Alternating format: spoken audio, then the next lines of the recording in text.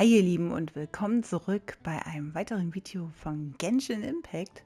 Und zwar ist es diesmal der Legendenauftrag von Varka, und zwar Lupus Marjories. Ja, ich mache die immer sehr zum Schluss, warum auch immer. Ich habe diesmal geguckt, es ist nichts hier mit, ich muss die Tage warten, ich muss so und so viele Tage warten wie bei Durin damals, sondern ich kann das jetzt wahrscheinlich in einem Rutsch durchspielen. Und damit, ja, würde ich mich wieder stumm machen und ich wünsche euch ganz viel Spaß beim Zuschauen. Huh? Where'd this letter in our bag come from? Did it just blow in on the breeze?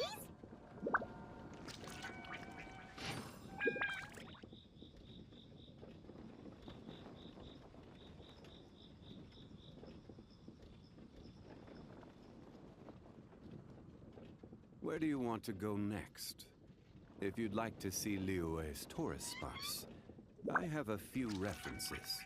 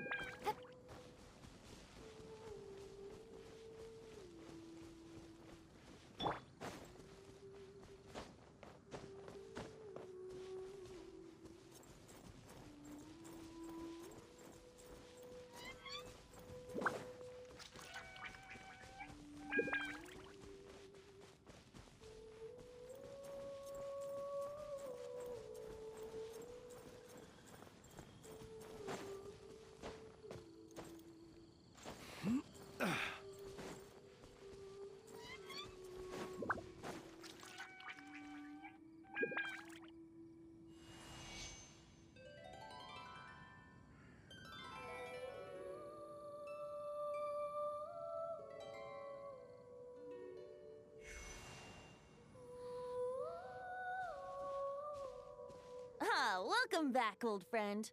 And how should I be addressing you these days? The honorary knight of Mondstadt? The Tumaini of Natlan? Or the great hero of Nod-Krai? Well, you sure have your finger on the pulse. We've barely caught our breath since Nod-Krai, but it sounds like you've already heard about what went down. News travels fast on the wind. But before I can turn your tales into tunes, I need to hear them from the horse's mouth. My wine and my lyre are at the ready. So please, traveler, take a seat and tell me your tale.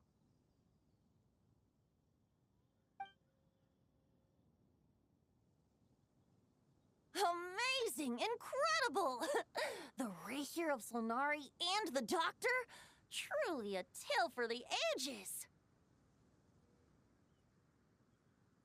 So, I'm guessing the wild hunt is a thing of the past now that you've defeated the Rahier of Solnari?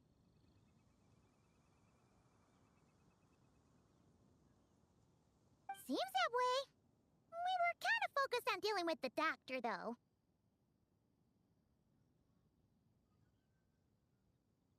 Well, that's good to hear. Hey! Now that the Northern Abyss calamity is finally resolved, Varka must be getting ready for the triumphant return of his expedition, right?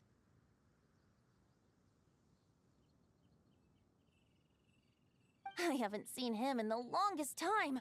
He must have so many stories to share.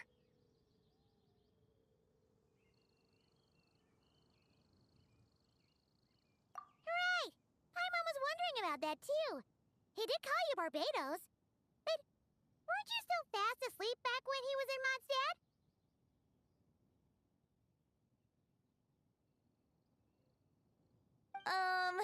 Let's call it half asleep.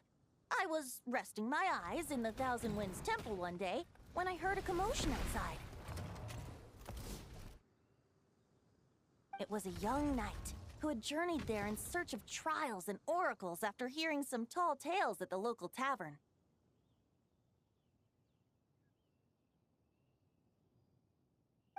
In fact, all that awaited him were moss-covered walls and an angry ruin guard. But he seemed completely unfazed, laughing heartily as he sent the ruin guard's missiles flying off into the horizons.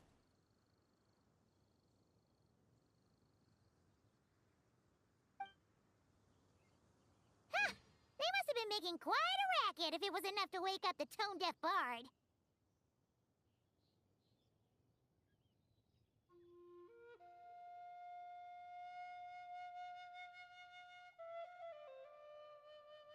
Yeah, it sounded kinda like...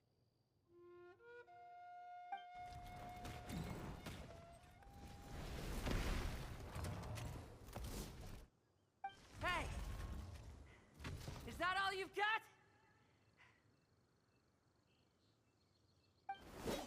Oh, bring it on!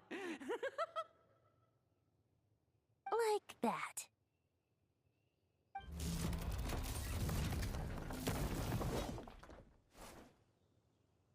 Giving up already? You're not half as tough as Varka said.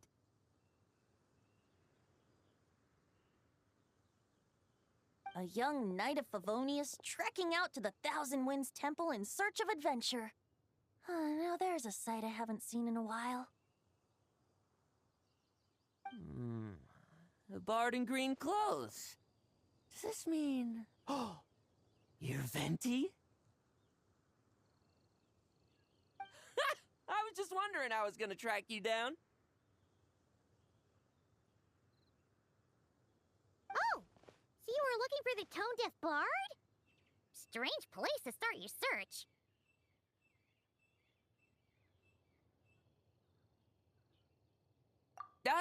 Hold on.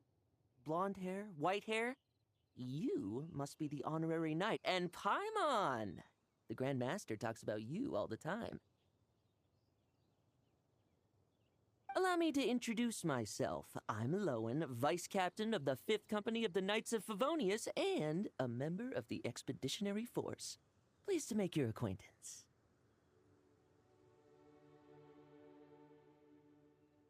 Oh, so you're part of the expedition, huh? Right. So that's why Paimon's never seen you around in Mondstadt. Hey, wait a second. We never saw you in Nod-Krai either. That's probably because when the wild hunt was still running rampant, I spent most of my time out on my own, making mincemeat out of monsters. I barely went back to base at all.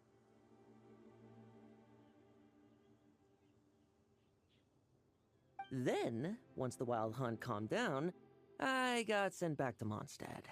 Mixed blessing, if you ask me. Sounds like I missed out on some serious action. No wonder we never saw you while we were dealing with the doctor. So, why did Varka send you back?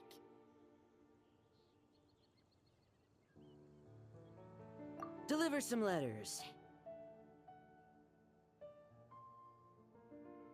There's one for the Knights of Favonius, one for the church, another for the Dawn Winery, at least 10 of them in total. Jeez, how many people has he sent to deliver his mail now? Mika, Inefa, Lowen. He should just hire a full-time mailman already.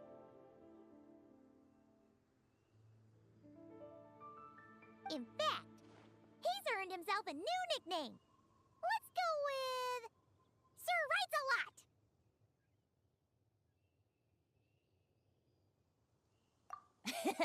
I'll have you know that poetry and letters were humanity's earliest means of expressing their thoughts. So, tone deaf or not, I wear the title of Bard with pride. And I consider Sir Writes a Lot to be quite a compliment.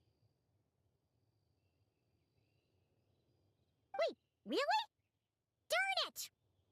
Maybe Paimon should come up with some harder-hitting nicknames for these two.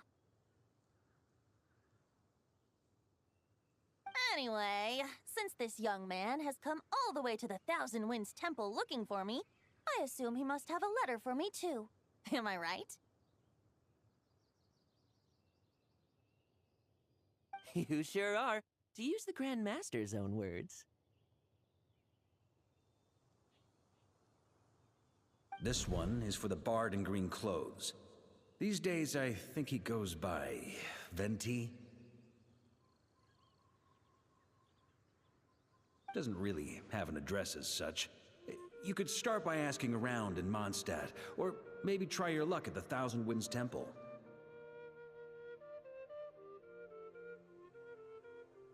I figured that since there was this punching bag here, ruin guard, I could get some practice in while I was at it. So, I came right here the second I got back to Mondstadt.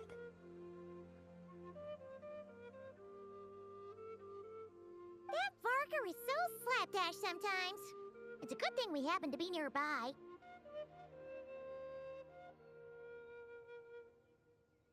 Oh, he also said to remind you to write back.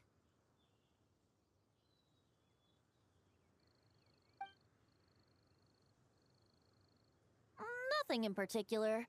Just some idle chatter between two drinking buddies. But if I'm supposed to write back this time, I'll need some time to mull over my response.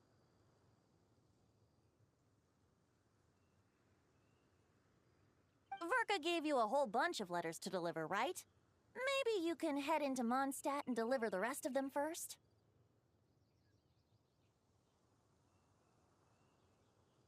My thoughts exactly. Assuming I can find the way. Hopefully the roads haven't changed too much since the pre-expedition days.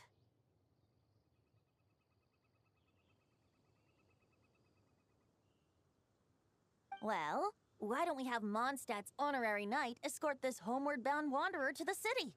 I'm sure some of the recipients of Varka's letters will turn out to be old friends of yours, too. Let's go! It's been a while since Paimon's done any guide work. Thank you so much, honorary knight. And you, Miss Guide.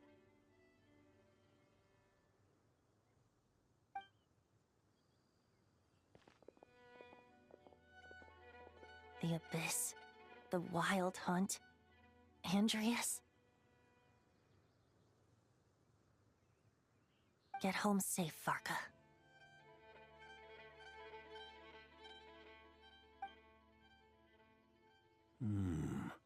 Why do my ears feel so hot all of a sudden? Is someone talking about me?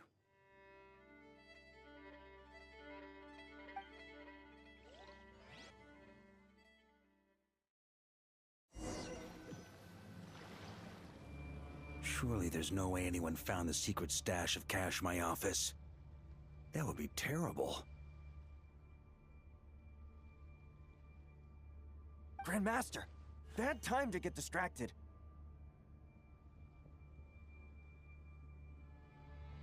Watch out! Enemies approaching! Huh? Oh, it's just a few stragglers. They're no real threat to us. This expedition is almost over. We just need to deal with these final few targets, and then... we will make our triumphant return!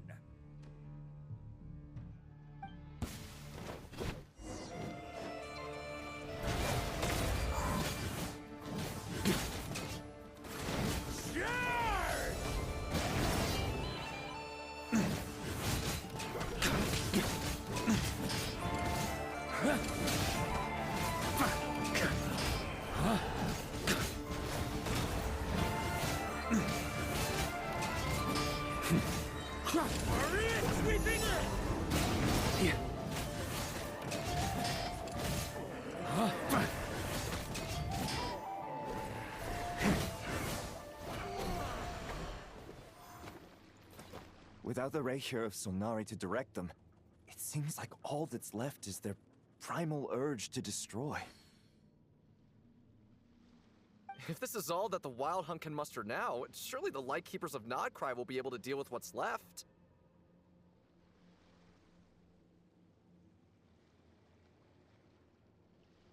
Just like I thought. What we should be wary of now is...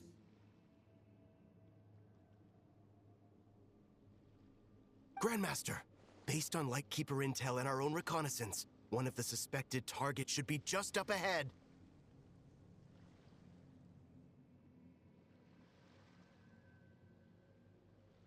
Good. You know the drill. Stay here and stand guard. Leave the rest to me. Yes, Grandmaster!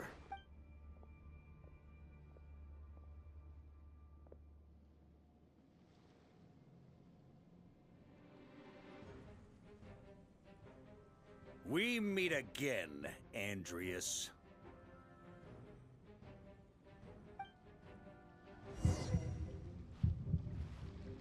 So, you've returned from Mondstadt.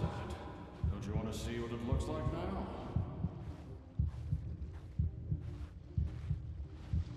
I was planning to take a look around there myself. Perhaps you could be my guide. What's this? An echo from 1,000 years ago?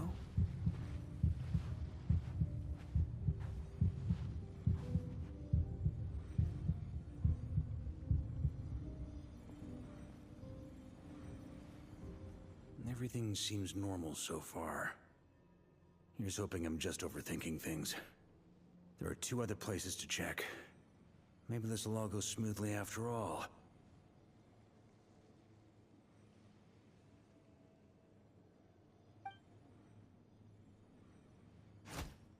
It's your turn, my friend. Come, Andreas!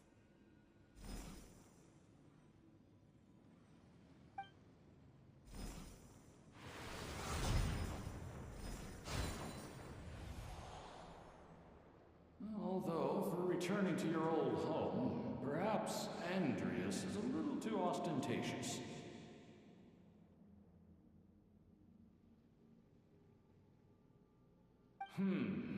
Might be better to go by... Boreas. Huh? Injustice, corruption, iniquity. Is the surface world still as wretched and foul as ever? Answer me, heir to the knighthood of Boreas. Looks like I'm not getting out of this without a fight.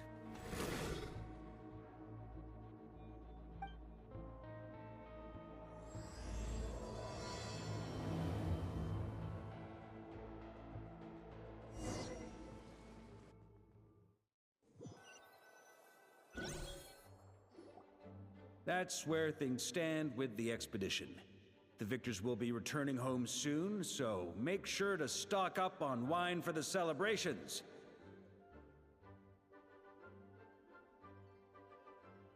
P.S. I hope everyone's keeping up with their daily training. I'll be testing you all when I get back to make sure no one's regressed.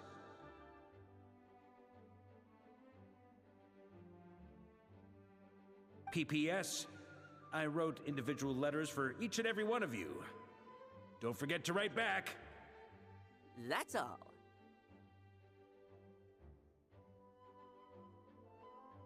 Everyone gets one? Wow! Sir Writes a Lot is really living up to his name. I guess the Grand Master must have something specific to say to each of us. Even I got a letter, and I'm not a real knight yet.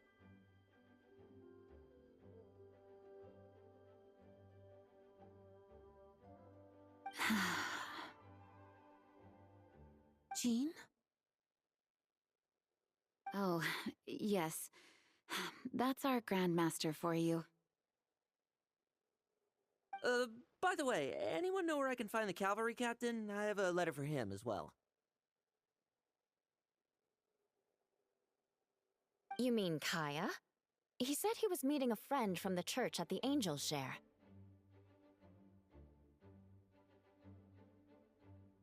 Allegedly for work. Said he was exchanging intel.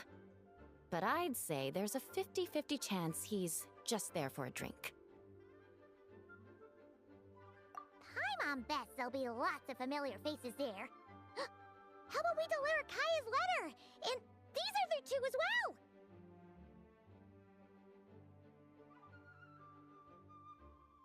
Really? Oh, that would be a great help, thank you.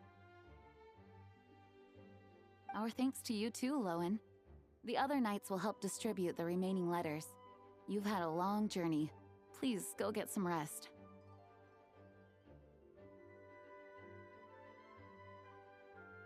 Great, but I won't be resting just yet. I have one last letter to deliver to Wolvendom. This one, I was planning on delivering personally. I heard that another challenger recently passed Boreas' trial. Well, with any luck, that wolf might be willing to reveal himself to me, too.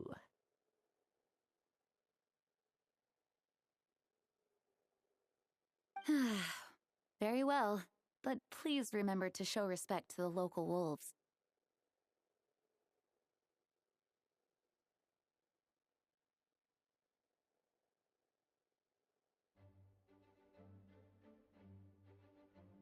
I will. Goodbye.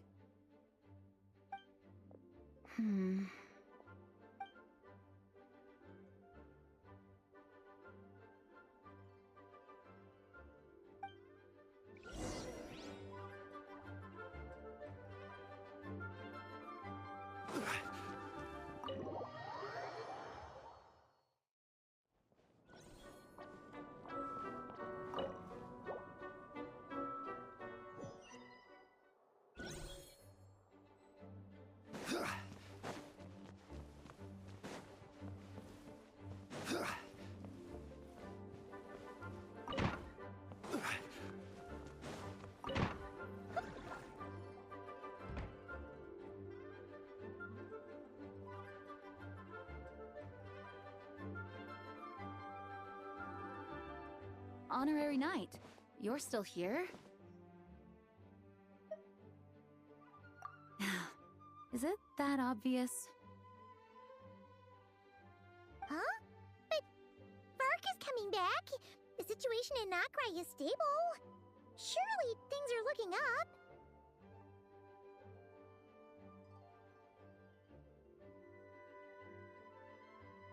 True. From what you and Lowen have told me, the expedition has indeed accomplished its strategic objectives. It seems that Mondstadt no longer faces any threat from the perils of the North, be they the Wild Hunt or the Doctor.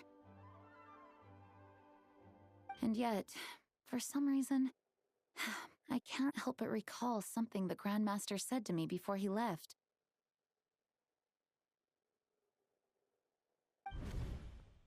If I don't make it back from this expedition, you'll have to assume the mantle of Grand Master of the Knights of Favonius. If it comes to that, remember to train the next Knight of Boreas in my stead.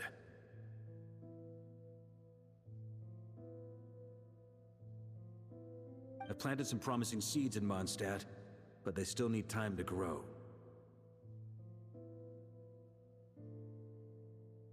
Some have yet to master the art of social interaction. Some don't yet understand that they too need protecting. And some, well, some might not even want to be a knight yet. What's wrong?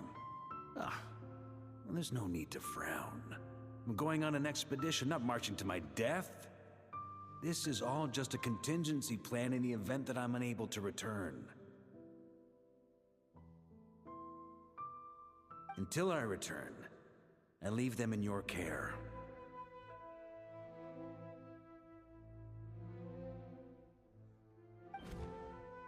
The lineage of the Knights of Boreas has nearly been extinguished twice in Mondstadt's history.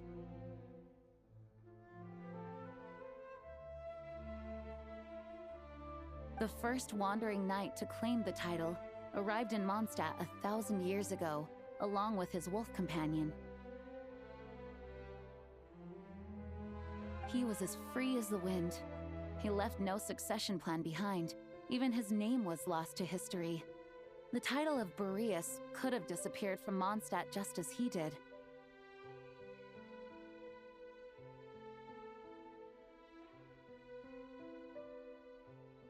But he had an informal disciple, a knight named Ravenwood, who admired the Knight of Boreas greatly. Ravenwood's valor and swordsmanship earned him the wolf spirit's recognition. When the old aristocracy tried to regain power, Ravenwood came once more to Mondstadt's defense. From then on, the title of Knight of Boreas was passed down from generation to generation within the Knights of Favonius.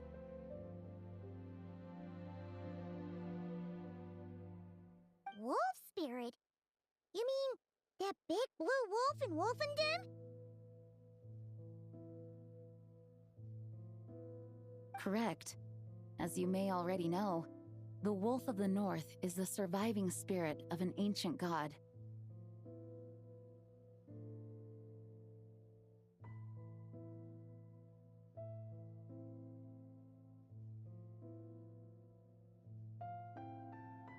And the Knight of Boreas serves as an intermediary between him and humanity. Lupus Boreas, who had never known what it meant to love, came to understand it through the journey with his human companion. In the end, he chose to allow his power to become one with the land. This was once a well-known tale in Mondstadt, but these days, few people are aware that the starting point of the Wolf King's journey was not Mondstadt, but Nod-Krai.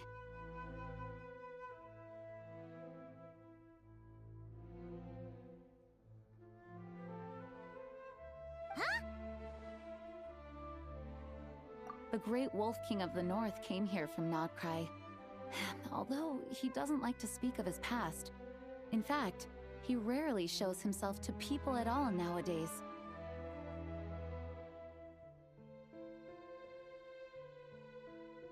As such, this tale can only be found deep within the Knights of Favonius library.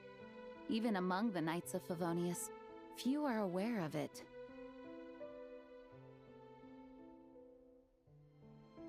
The Grand Master didn't disclose any concrete objectives before departing on his expedition. I couldn't help but wonder whether it might somehow be related to Nod-Krai's Wolf of the North. I kept my speculations to myself, however. Sharing them would only spread unwarranted suspicion toward the Four Winds among the people of Mondstadt.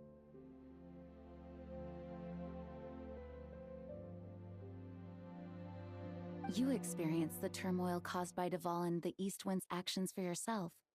Surely you can understand my concern? No wonder Varka wasn't clear about his motives. Is that what he was worried about?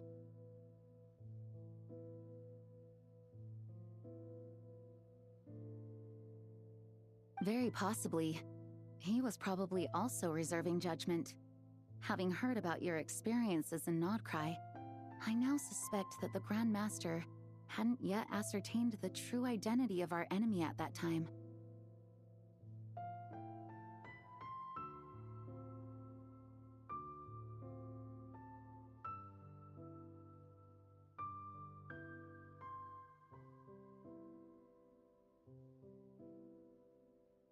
And as it turns out, the calamity born in the north wasn't an ancient god, but rather the Wild Hunt and the Doctor.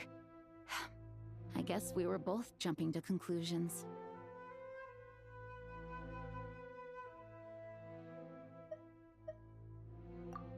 Yes, I completely agree. The tide can turn rapidly in times of battle. It's a leader's responsibility to prepare for every possible contingency. Even if his contingency plan never needs to be put into action, I'm sure the Grand Master is relieved to know that it's in place.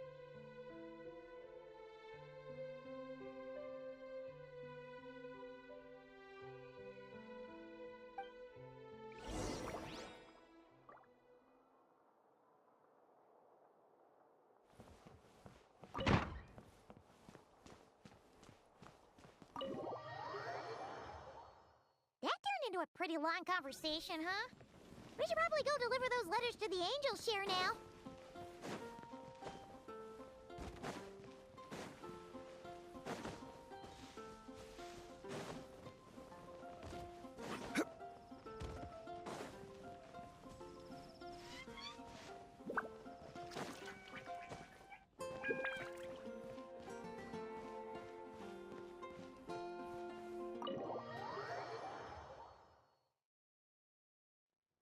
When you're mixing drinks in hot weather, start by pouring in cold water and add ice cubes.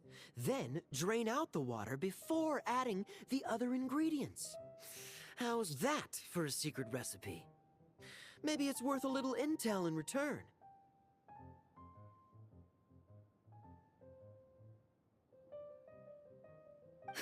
Please. I've known that little trick for a good 10 years at least. You'll have to offer something a little more substantial if you're serious about trading.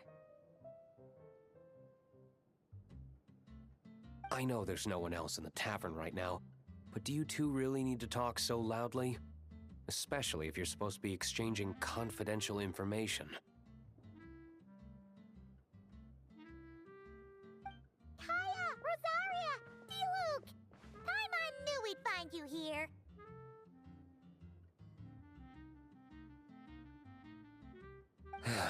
Looks like it's about to get even noisier.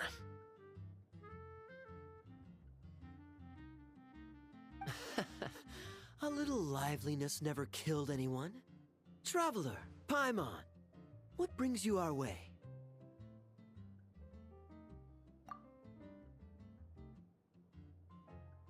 Please allow me to once again express my sincere condolences regarding your late father and the incident with Eric. We make absolutely no excuse for his crimes. I hope you will give some serious consideration to the question I asked you before I left, though I'm sure you're tired of hearing me ask by now. The Knights of Favonius will always welcome you.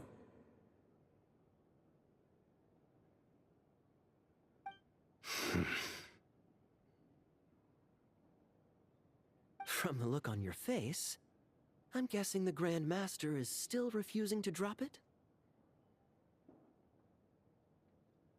He nags like an old man. It's hardly surprising.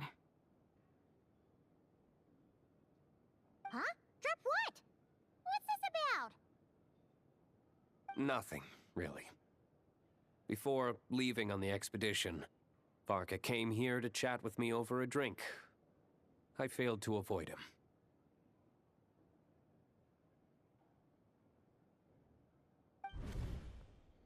He, asked me if I'd consider rejoining the Knights of Favonius, and I declined. He expressed his regret about everything that happened, and asked me to reconsider. That's all there is to it.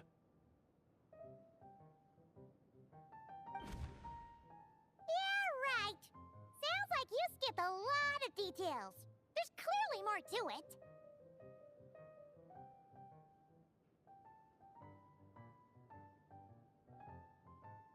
Whatever details I chose to omit are in the past. Dragging them back up now serves no purpose.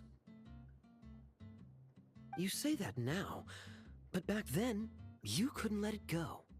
You and the Knights of Favonius were constantly at odds. I wasn't seeing the full picture. I've had a lot of time to reflect since then. But my answer remains unchanged. I'm not rejoining the Knights of Favonius.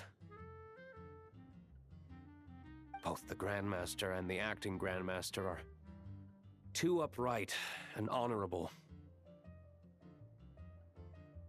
I can't see the shadows that lurk beneath them due to the size of the organization they lead. They need someone on the outside to keep watch vigilantly.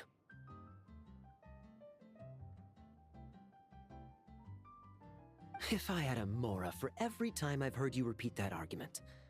I actually don't disagree with the first part of what you said, but don't you think someone can keep tabs on things from the inside?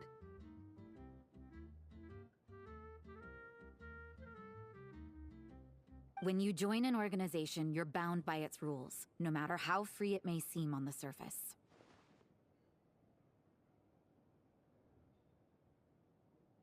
You think so? Never mind the Knights. Have you honestly ever been bound by the rules of the Church?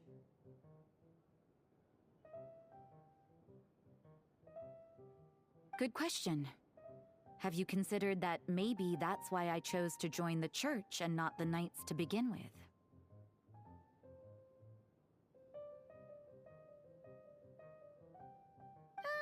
Are they arguing or not? It's kind of hard to tell.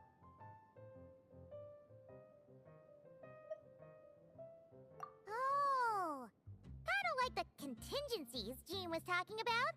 The more ways they have to protect their home, the better. Huh? Traveler?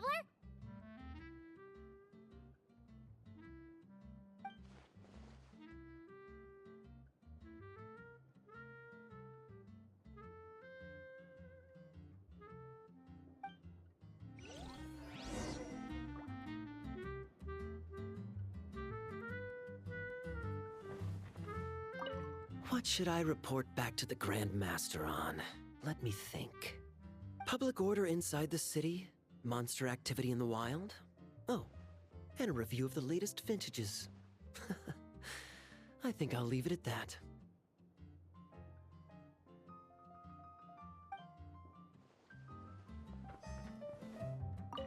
My reply won't be a long one, as usual. I'm sure Varka won't be surprised.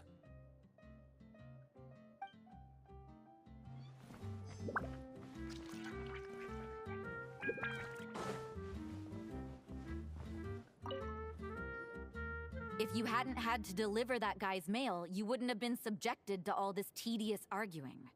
When I write back, I'll tell him to quit making trouble for other people.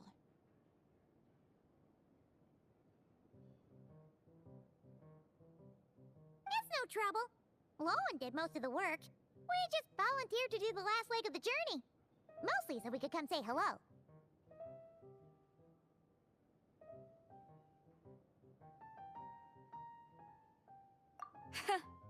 So you see what's really going on here? All three of us fell for that old rascal's scheme far too readily.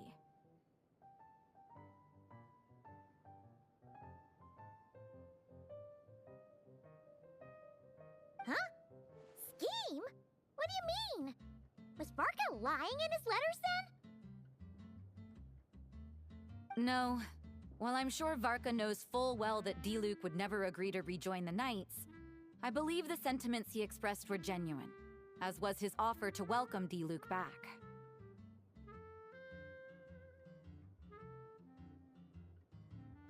There are people like Kaya and I, and then there are those who are true champions of justice to the core. Those people are the most susceptible to being driven to extremes by great upheaval. It's happened in Mondstadt before.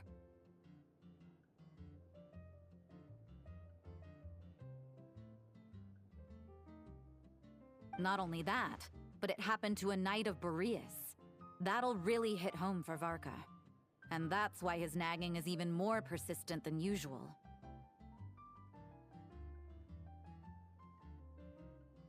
Yeah. So no one's told you this before? The lineage of the Knights of Boreas had nearly been extinguished twice in history. The first was at its inception. The second was the case I was alluding to.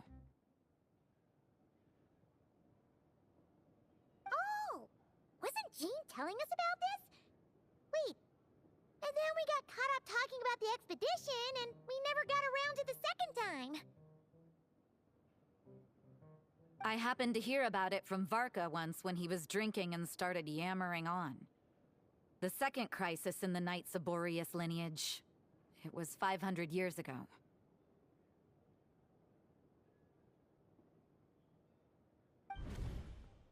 Although the Knights of Boreas are meant to be intermediaries between humans and wolves, in practice, very few of them have been truly recognized by Lupus Boreas over the past millennium.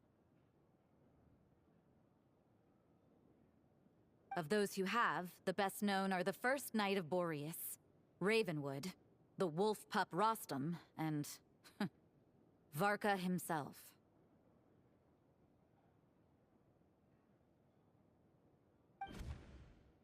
But 500 years ago, there was one who earned the respect of Boreas even before gaining the title.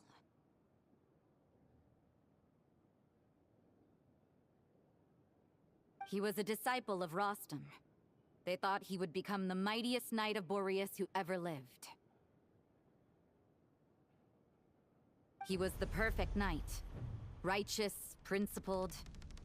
His name was Roland, the blood-stained knight.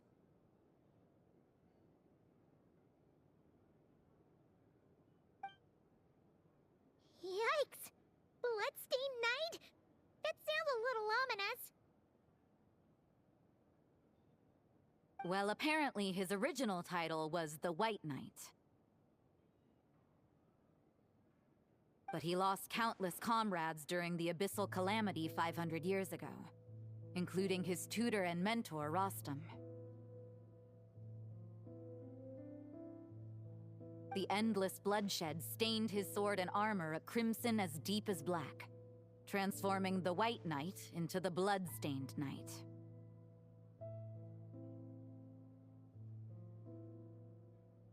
After that, he threw himself completely into battling monsters, leaving Mondstadt and the Knights of Favonius behind. To this day, no one knows his final whereabouts.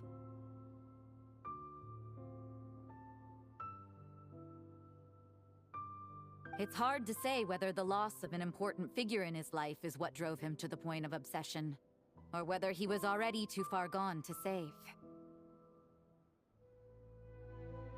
But had he known that the Knights of Favonius would always welcome him back, perhaps things would have turned out differently.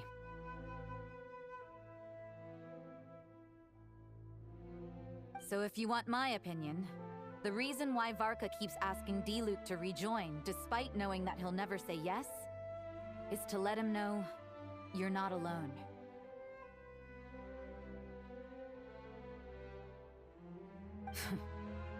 After all these years, he's still as persistent as ever. Just like how he used to be with me.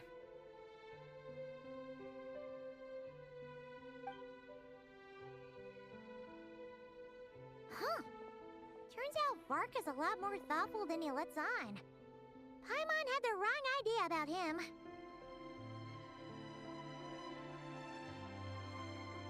Anyway, there's still something about this whole Boreas business that Paimon isn't really getting. Wasn't Andreas a god in Mondstadt thousands of years in the past? If so, why did Jean say that Boreas and the Wandering Knight only arrived here just 1,000 years ago? Plus, Paimon's super curious about what happened to Roland.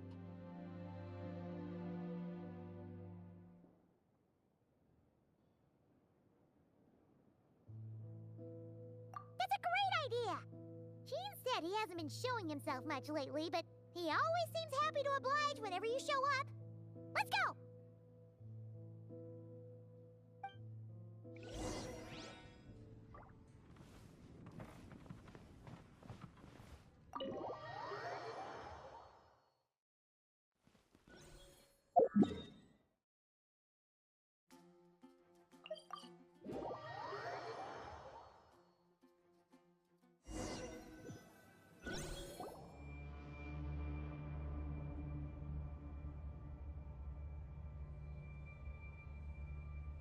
What's going on here? Was Bulbumdum always like this? Paimon has a bad feeling about this.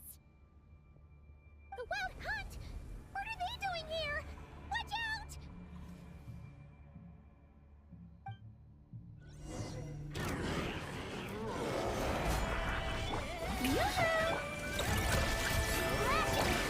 Observe. Night falls.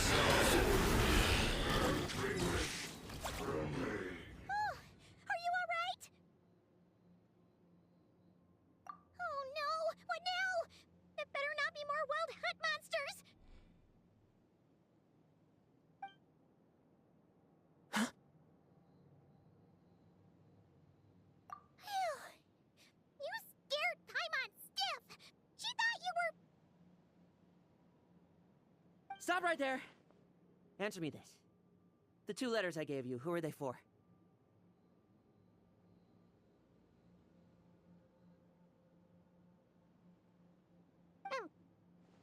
letters. Wasn't it 3? Okay. Well, Paimon's coolest naive expression doesn't appear to be an act. Hey! What are you trying to say? Wait, what are you trying to say, huh? Huh? Paimon passed a test? Really? Huh! She didn't even realize she was taking one! You may dispense with your suspicions. The Wolfpack has borne witness. They fought against the aberrations that encroached upon this land, and our attackers showed no ability to disguise themselves this time. Ah, a familiar scent. Come. I will await you at the usual grounds. Well, if the boss of Wolvendom has vouched for you, I guess I should apologize for doubting you just now.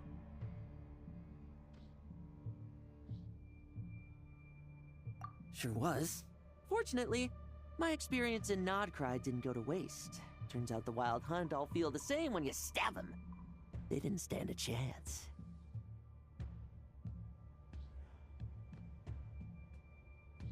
Something seems wrong with that old wolf, though. Go on. You should check on him.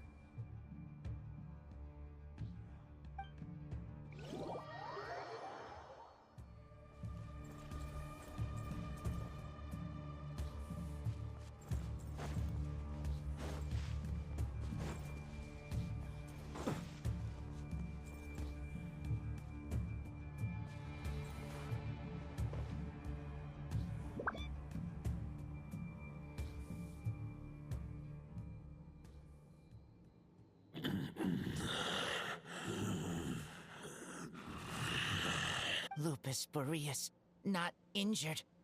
Why so weak? Am I not strong enough?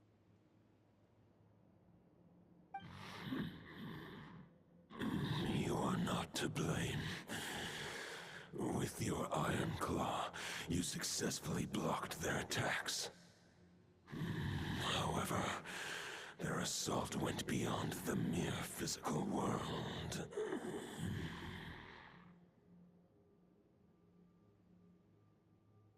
They followed my trail from the distant north across the ley lines.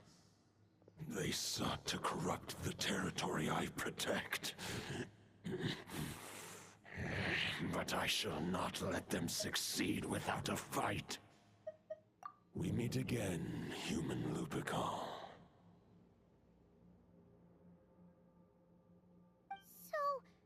Are you saying that the Wild Hunt we just got attacked by came all the way from Nod-Krai to Mondstadt? How is that even possible? As you know, I stand before you as an incomplete being. I am but one remnant of the god Andrias' soul. The source of this turmoil. I can sense it. It lies in the north. It is the part of me that remains in Nod-Krai, from whence I came. Huh? Now Paimon's even more confused. How can he be in 2 places at once?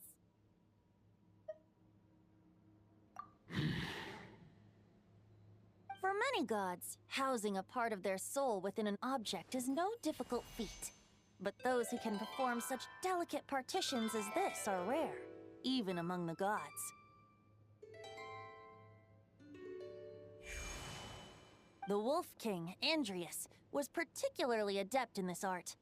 Otherwise, no remnants of his soul would have survived till the present day.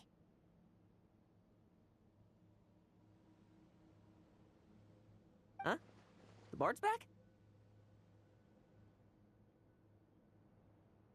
Tone-deaf bard? What are you doing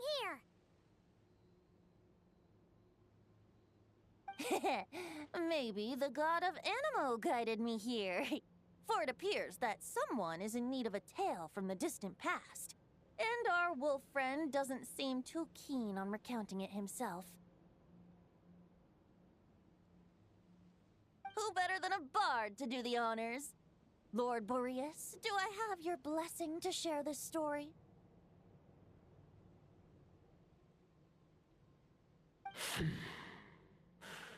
As you wish. Lupus Boreas wandered the frozen tundra and stumbled into the Sealy Hall. Enchanted by their song, tender as the dawn starlight, and curious about the ways of humankind, the wolf bade farewell to his home and set off for the city to the south.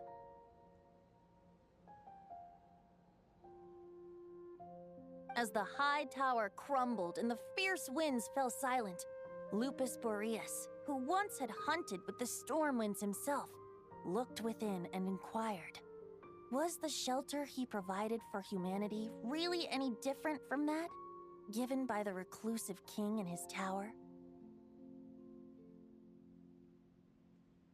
The wolf entrusted those under his protection to a new god and quietly returned to the frozen north.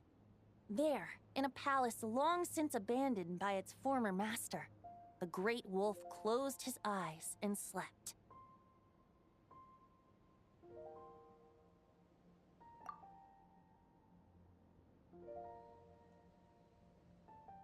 "500 bitter winters passed, then 500 equally frigid springs.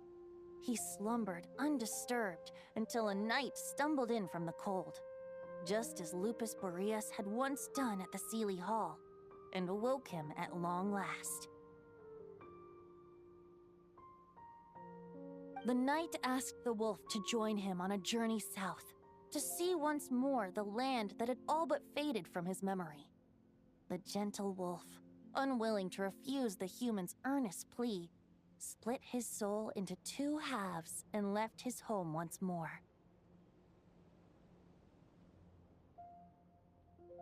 Seeing how the ice and snow had given way to verdant plains, hearing the laughter and song that now filled the once somber city, the aging Lupus Boreas turned to his friend, the god of Animo, and remarked,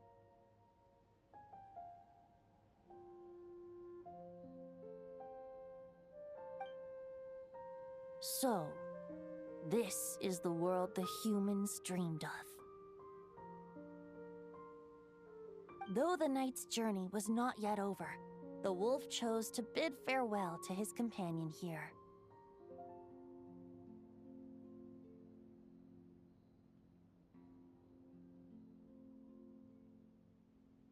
He had written the end to his story. What knowledge he had been gifted flowed into the land. Everything he was, he gave unto the world.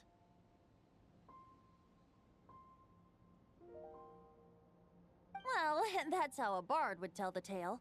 Lord Boreas, is there anything you'd like to add?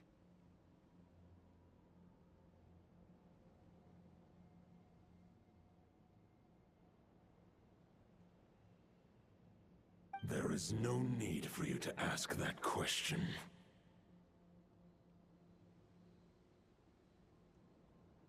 So that's what happened.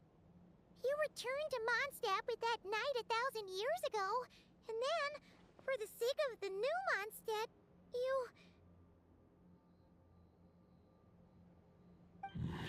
You need not feel remorse on my account. That was my answer, my decision.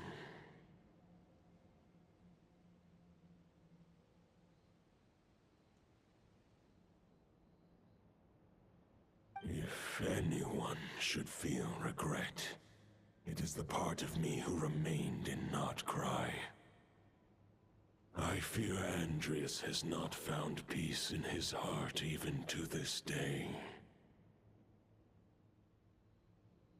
That is surely why those vile aberrations were able to exploit his weakness, sowing the seeds of all the turbulence that has ensued.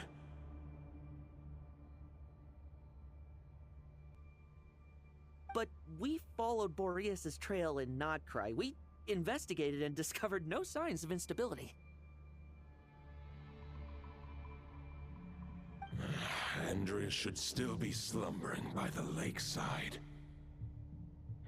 Perhaps all the recent turmoil in Nod-Krai has had unforeseen consequences. And there's more. I detect another familiar scent from across the ley lines.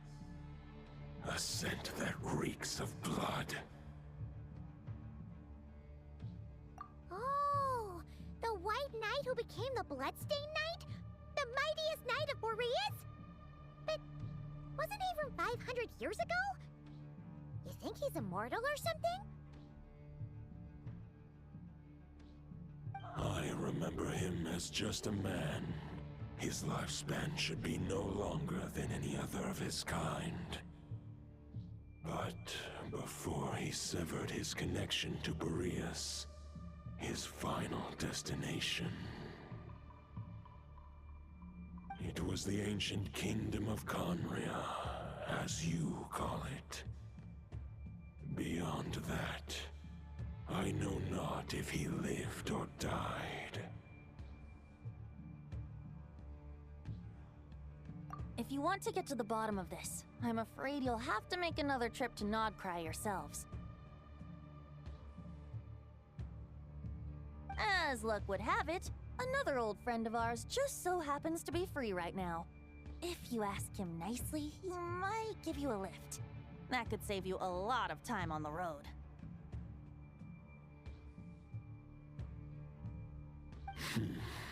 No wonder I can suddenly sense the east wind's presence. If even Mondstadt has been affected by the fallout, Nod-Krai must be in real trouble by now. I hope Varka can handle it. Varka? Is he in danger? I believe too many passengers would slow our dear friend down. I fear he only has room to carry one person, along with perhaps a diminutive companion.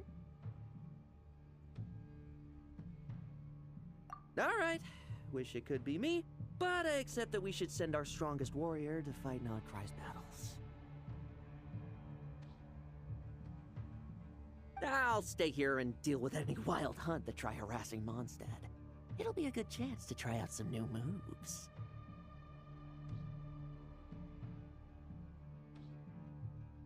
I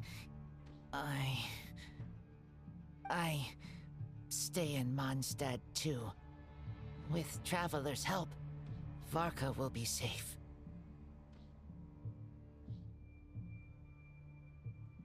Razor, give me your iron claw.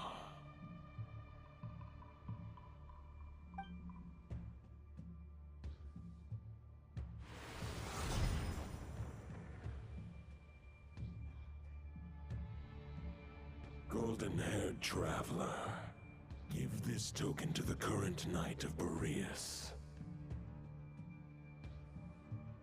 It is a wolf spirit. It contains my power and thoughts. Though I have given him a piece before, this should bring him new strength. The Dominator of Wolves once bestowed the power of his soul upon his pack, strengthening their hearts and sharpening their claws and fangs. But human hearts and flesh cannot bear the soul of a wolf directly.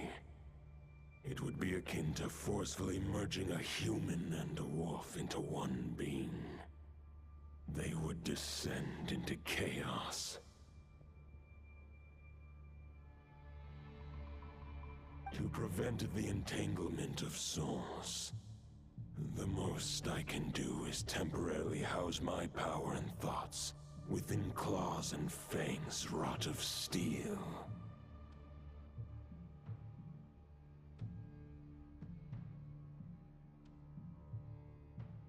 Although, truth be told, That knight does not lack for power. What he needs more is the thoughts within. But I shall leave this for him to explain.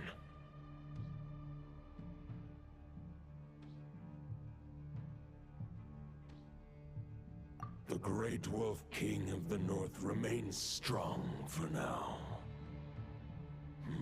Besides, do I not have the protection of my Lupacol? I will protect Lupacol. The North and Varka, I leave to you.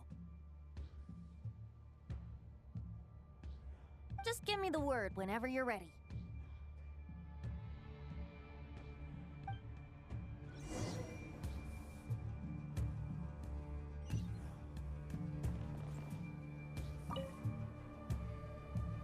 Any questions before you set off? Better ask now. You'll probably have to hit the ground running when you get to Nod-Krai.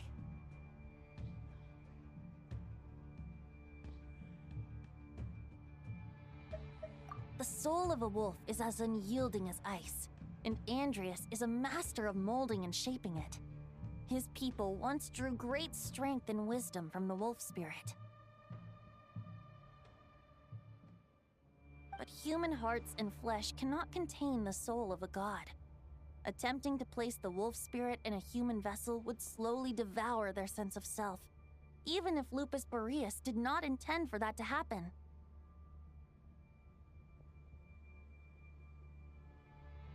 That's why Lupus Boreas developed the technique of imbuing weapons with his soul.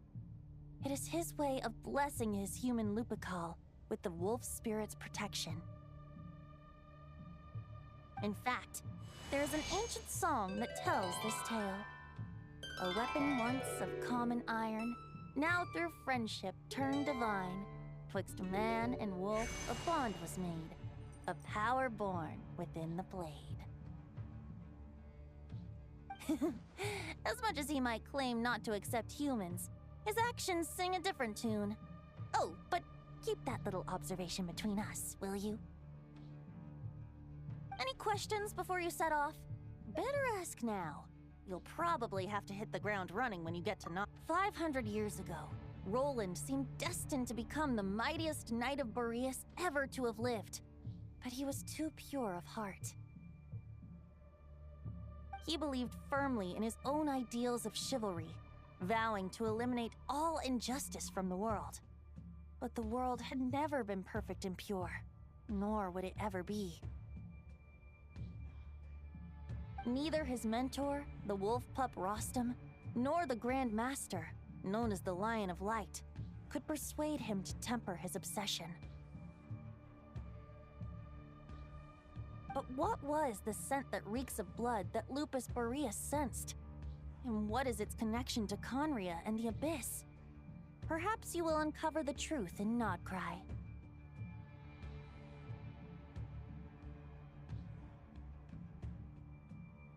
Any questions before you set off? Better ask now. You'll... All right. Over to you, Dvalin!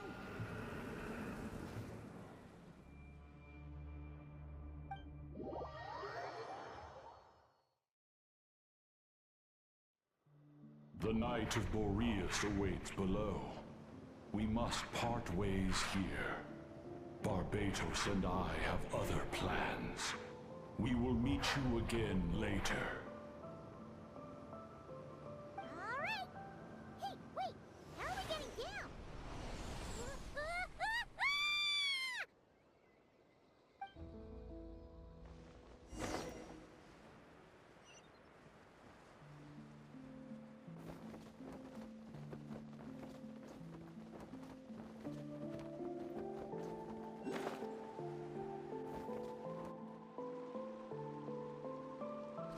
Hold the line! The enemy's on the brink of collapse! Grand Master! It's...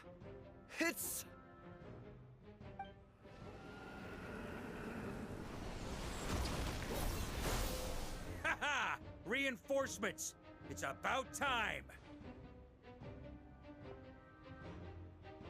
And I'm on too! We're just about hanging in there. Most of their grunts are taken care of now. Their leader's gonna have to make a decision soon.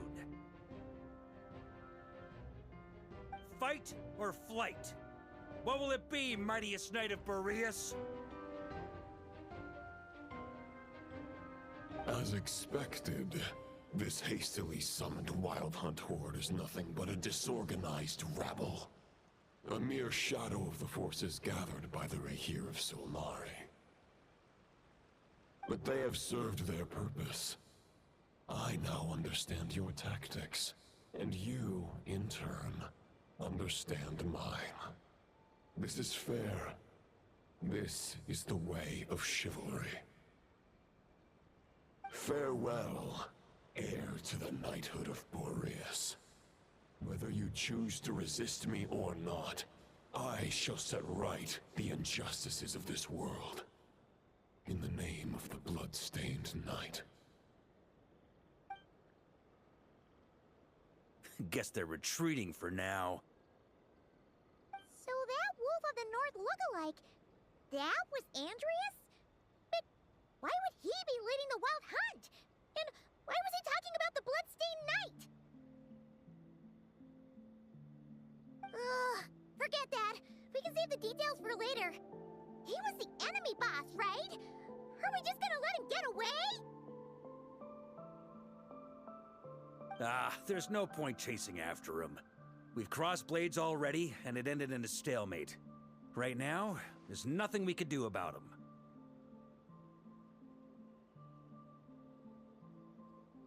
True. We're still not certain of his true identity, but whether he's a god corrupted by the Abyss, or a legendary knight, killing him might be just about possible, especially now that you're here.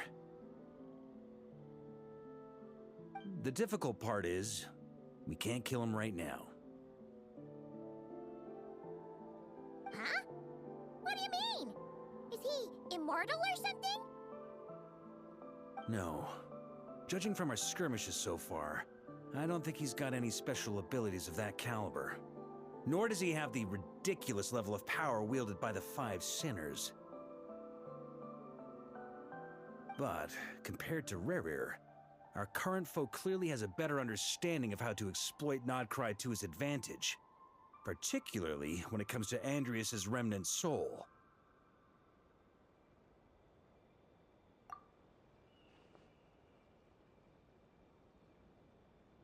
Exactly. Sounds like you realize what the crux of the issue is. I managed to cut off a sample from our foe, which Albedo and Durin are analyzing as we speak. Meanwhile, our other allies should be making their way home from their own battles by now. Let's discuss this further when they're back. We still have some big challenges ahead before this expedition can finally be declared a victory.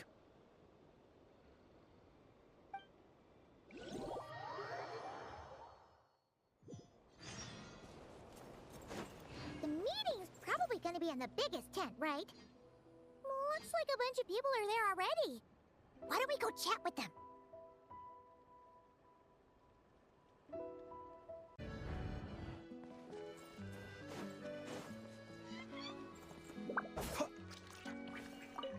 Hey, good to see you again. Oh, Boss Sneff asked me to pass on a message. She went to see Lauma and Columbina at the Frost Moon Scions. Apparently, there haven't been any changes to that space the Reheir of Solnari's in. That means the recent Wild Hunt attacks have nothing to do with Rerir, right? Whew, that's a relief. Paimon doesn't fancy facing him again. They're keeping a close watch on it just in case. With so many moon experts on the case, we're in pretty safe hands, huh? Oh yeah, Lauma and Columbina asked me to pass on a message too. Focus on the enemy you are facing. The moon will protect you all.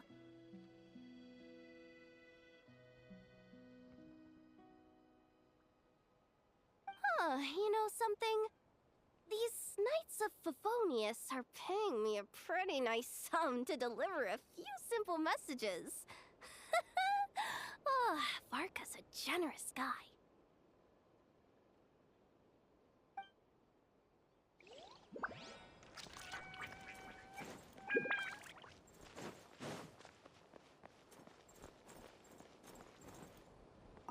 Short distance propulsion module on cooldown. 15 minutes until next departure. Switching to chat mode. Hello there, Paimon, traveler. Varka placed a sizable order with the Clink Clink Krumkake craft shop. Aino is hard at work producing the strategic reserve, while I am handling the deliveries.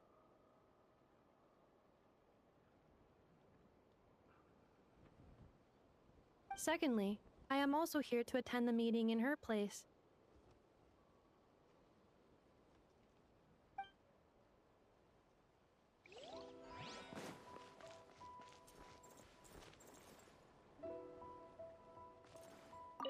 Huh?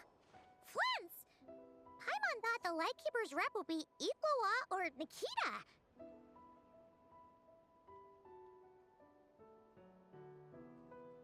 You're quite right. However, Itlua and Nikita are both busy organizing the Ratniki's region-wide response to the recent attacks.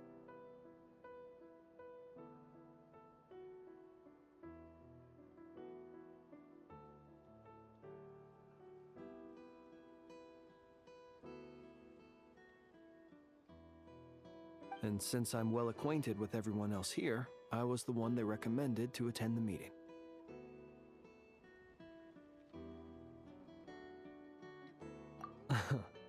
Sometimes you don't get a choice when there might be consequences down the line.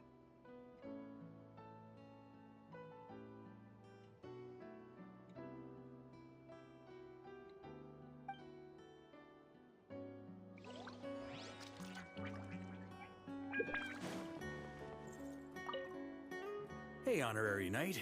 Looks like pretty much everyone's here. Beto and Durin are just wrapping up their analysis. You want to wait for them here? Great. While we're waiting, could you update me on the situation in Mondstadt?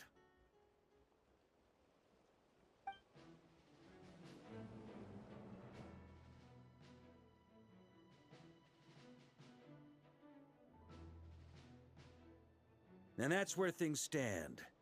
The Wild Hunt is no longer under the Reikir of Solnari's control, but it has been reborn from the ashes and is now launching widespread attacks.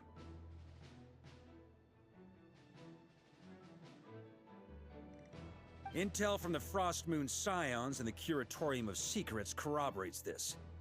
No disturbances have been detected in the space where Rere resides. What we are facing here is a completely new foe.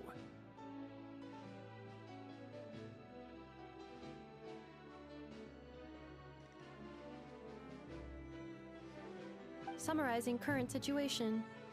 To confirm, the present leader of the Wild Hunt is the creature resembling a wolf. Andrius, god of the North Wind.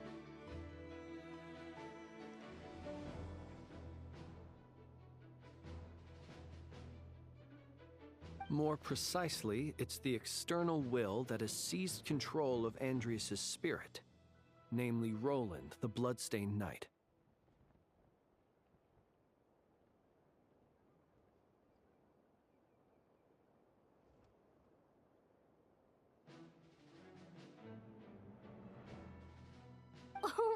Whoa. Hold on. I'm completely lost.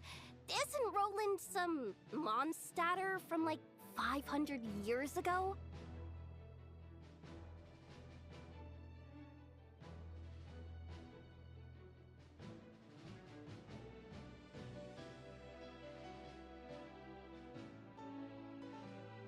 How'd he suddenly get wrapped up with a god from 1,000 years in the past and the present-day Wild Hunt?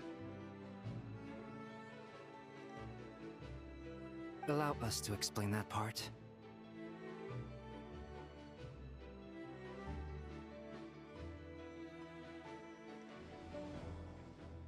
Are you familiar with compensation mechanisms? When an organism sustains damage, relevant tissues will undergo changes to offset the loss of function.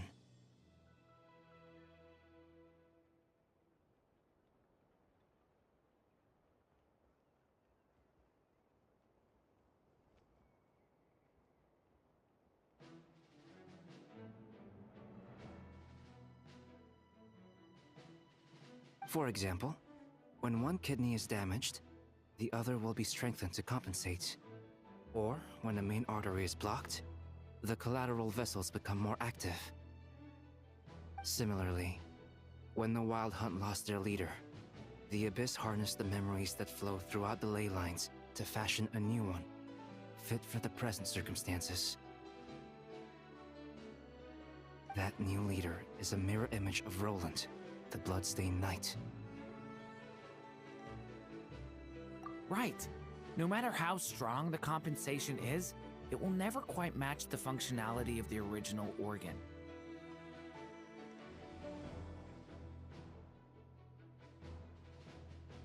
The Roland replica can't possibly imitate Rorier's overwhelming power, nor his ability to disguise himself as others.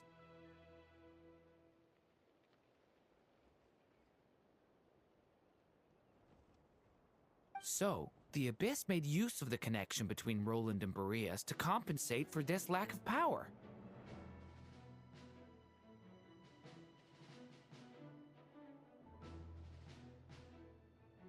The replica corrupted and took control of Andreas as he slumbered by the bank of Amsvartnir, ultimately manifesting as the giant beast that you all witnessed. However, exactly why the Abyss chose Roland to mimic, and indeed how it was able to do so, remains unclear.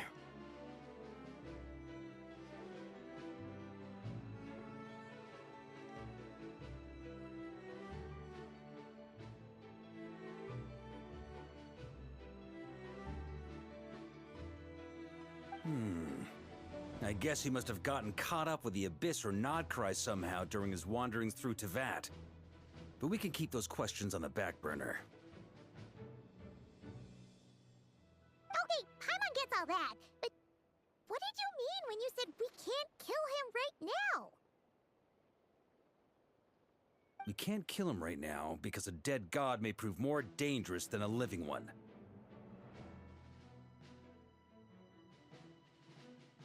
From intelligence gathered during the expedition, we have reason to believe that the power released when a god is felled can have catastrophic consequences for us mortals.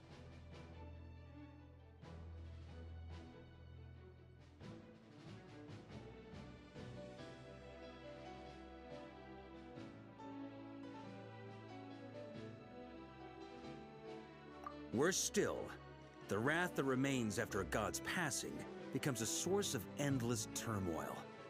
Once god remains contaminate the land, they will persist for thousands of years. This land has already been ravaged by the Wild Hunt.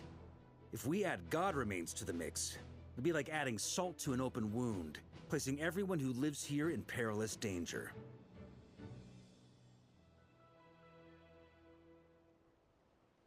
Query. While I can indeed find records of disasters caused by god remains in my database, there also appear to be cases of gods dying naturally with no ill effects.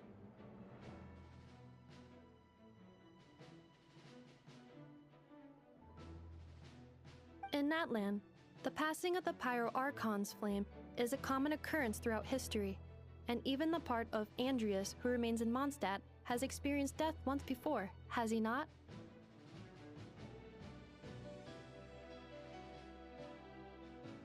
Great question. Glad you asked. Honorary Knight, you said Lupus Boreas gave you a token to pass on to me? Please, present it now. It should help explain things faster.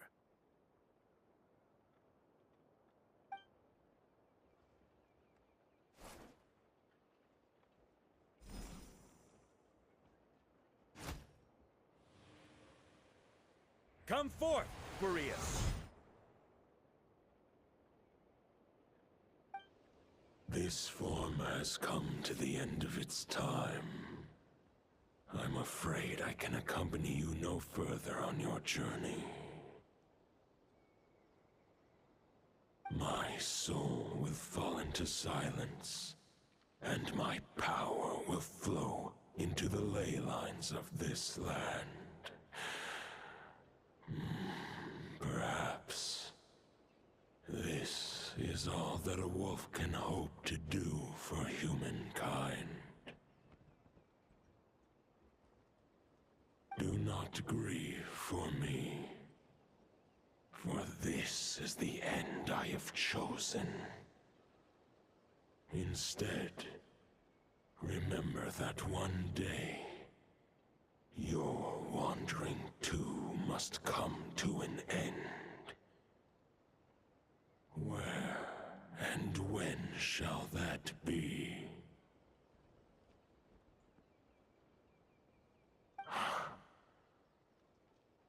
A final wish before I slumber.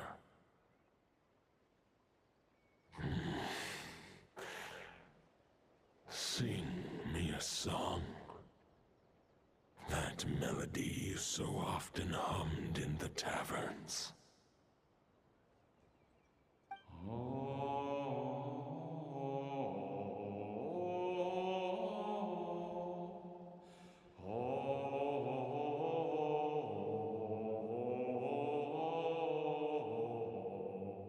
You saw it too.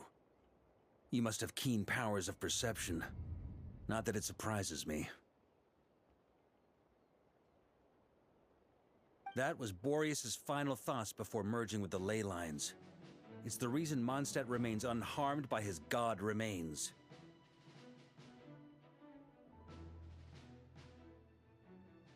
In his final moments, he made a choice to give everything he was to the ley lines. All to protect Mondstadt from harm.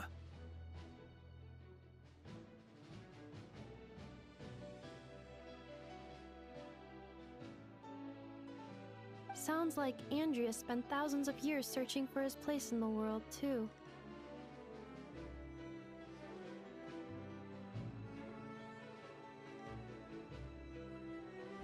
Yes. And now our task is to return the answer he found, the decision he made, to Andrias' heart.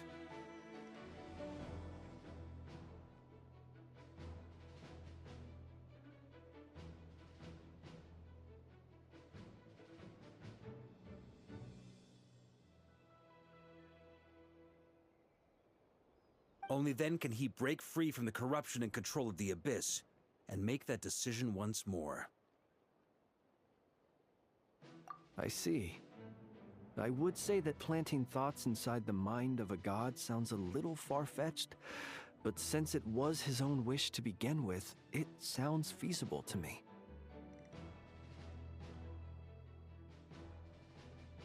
Wait, we already have a perfect solution? Then why are we even having this meeting?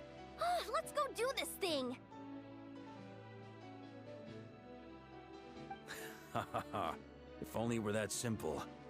Unfortunately, this one thought alone is unlikely to be powerful enough to break through the Abyss's control and reach Andrias' heart.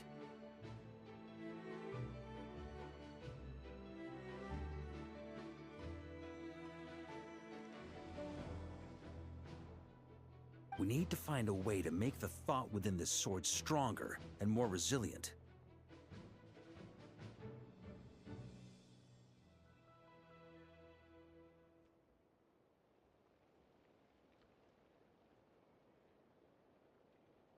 For now, Boreas needs all his remaining strength to fight against the abyssal corruption to Mondstadt's ley lines. He can't afford to send us any more of his power.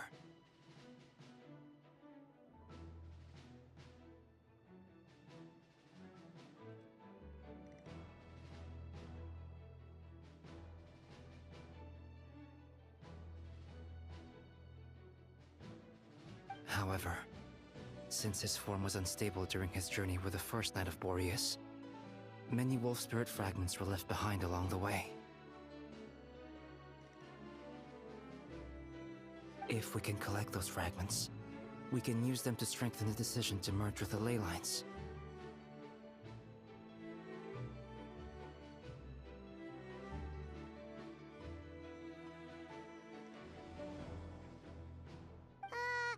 So we need to retrace his steps and look for random fragments? But they could be anywhere between Nod-Krai and Mondstadt. It'll be like looking for a needle in a haystack.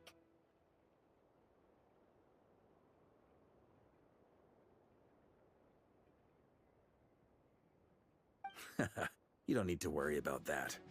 There's a few fragments left to gather in Nod-Krai, but apart from that...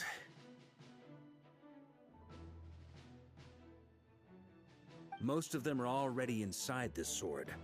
I've been collecting them during the whole expedition.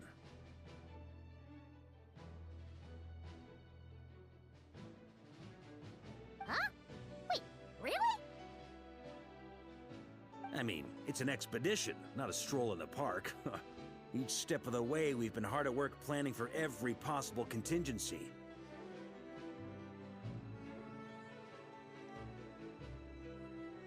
Not just the Wild Hunt in the Abyss, but ancient gods remaining in Nod-Krai.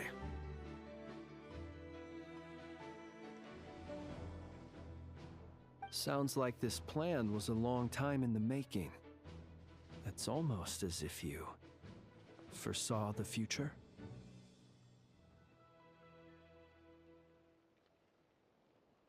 As a matter of fact, I did. I caught a glimpse of fate's reflection. But I can't take credit for it. It was all thanks to the help of a few friends. Still, all I foresaw was that an abyssal calamity was brewing in the north. Had I known more, we could have saved a lot of energy.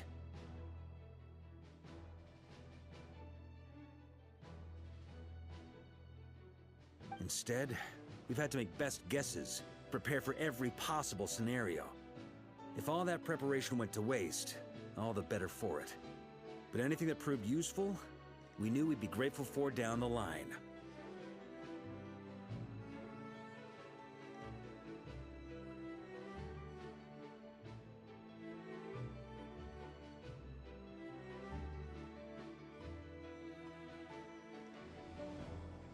Sure is. Just one crucial step remains. We need to gather the last few wolf spirit fragments scattered around Nod-Krai, and use them to make the thought within this sword as strong as it can possibly be.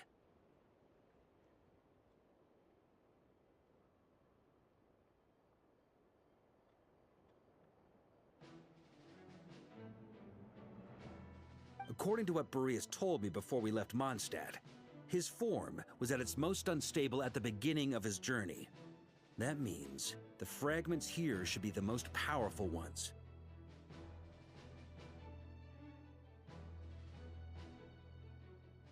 But of course, we've been tied up fighting battles since the day we set foot in Nod-Krai.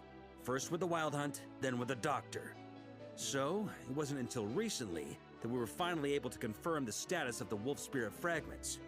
We now know there are 3 left to find. Okay, so 3 more mini expeditions to go. I managed to gather 1 fragment before Roland reappeared. I also have a confirmed location for the second, which I'll take care of in short order.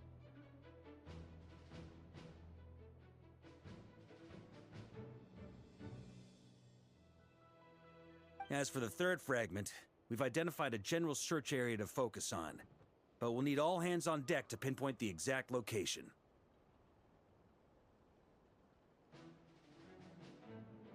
The final snag is that since our foe is a replica of Roland, he too will be aware of Andrias' history. He's sure to try and sabotage our plans by any means at his disposal. So everyone needs to bring their A game.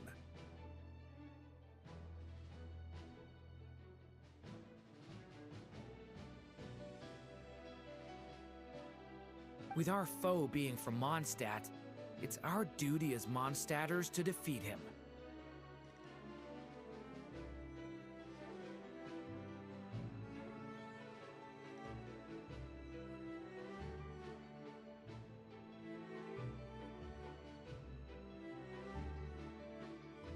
And since the Wild Hunt is involved, the Lightkeepers will provide their full support.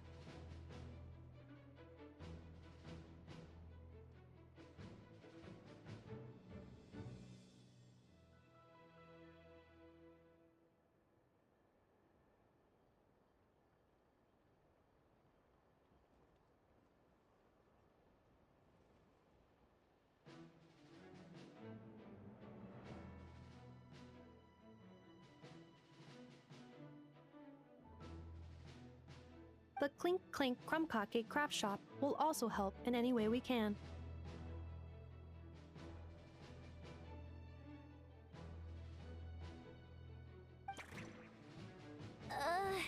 So what do they need me here for? Wait, I think maybe I signed a contract at some point. Didn't exactly scrutinize it though. I mean, who actually reads those things anyway, right?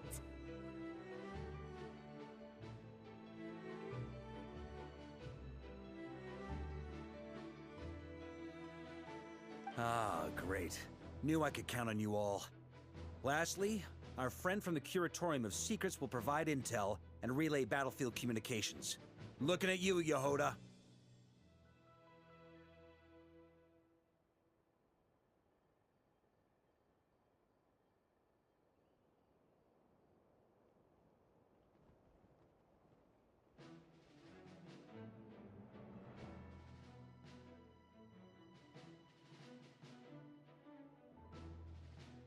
So, you'll be darting back and forth across the battlefield, dodging the wild hunt and the shadow of an ancient god. I'm impressed by your courage, Miss Yehoda.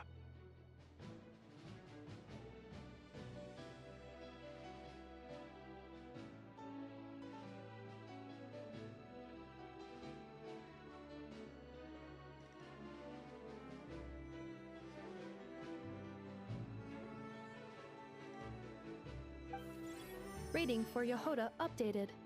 Higher quality ingredients will be used to prepare your future meals.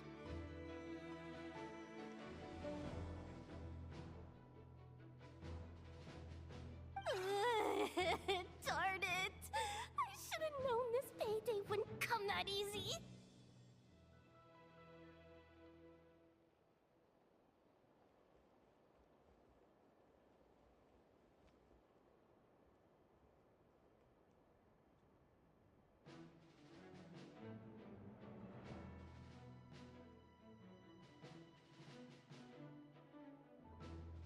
I'll deal with the second Wolf Spirit fragment, which we already know the location of. The moment you make any progress with Fragment 3, be sure to give me an update.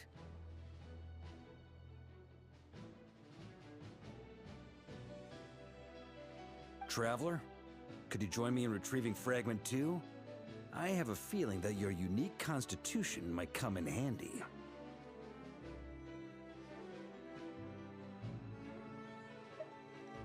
All right, time is of the essence. Let's move out, people. Dismissed!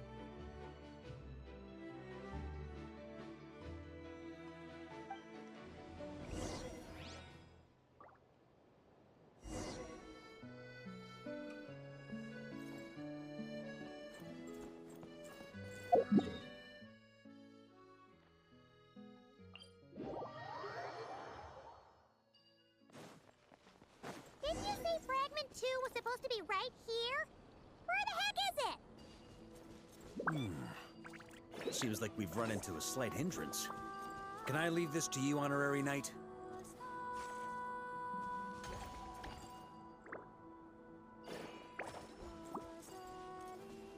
Traveler, Paimon, when this is all over, I'm gonna invite you around for a drink of... Whoa! Stop thinking about Mondstadt's wine and get your head in the game! You can't be daydreaming about alcohol before a battle! Huh? Well, all right, just trying to lift our spirits a little. You want to see some photos I took of me and the knights before the expedition, maybe? Shut up! Can we please just focus on finding the wolf spirit fragment?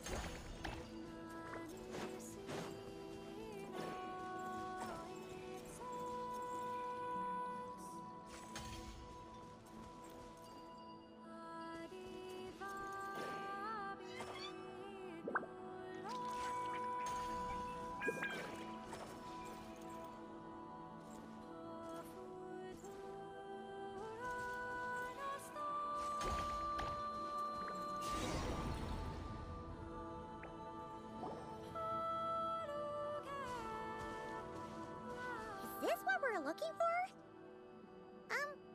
What do we do with it? I once got Boreas to explain to me how he stores his soul inside objects. All I need to do is transfer it to my sword.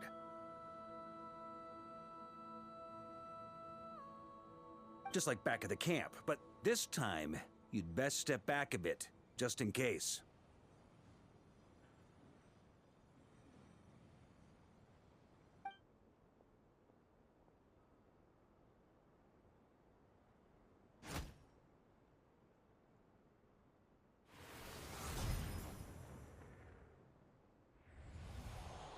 So, you're saying you don't know how to love people, and you don't understand human love either.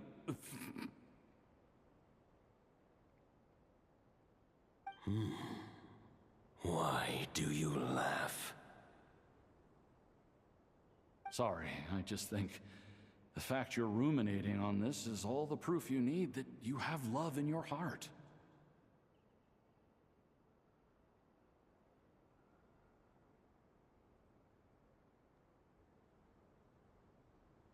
I have a funny feeling that by the time this journey ends, you'll have found your own answer to the question of how to love.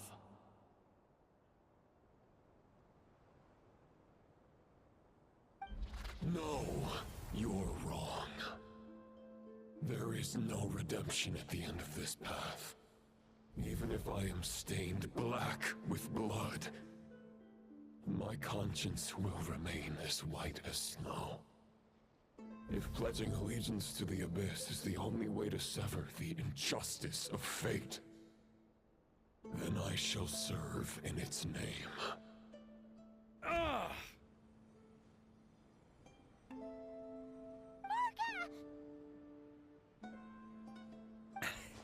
Oh, sure enough, this place has been corrupted by Roland's will.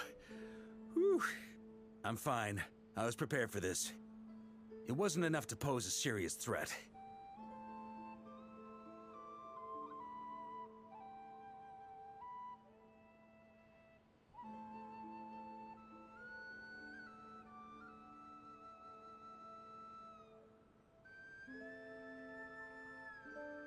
We got here just in time.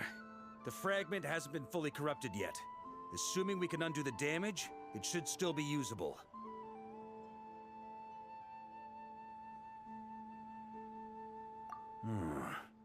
Purifying the abyssal corruption would definitely be a safe approach. But that's not the only reason I wanted you to come.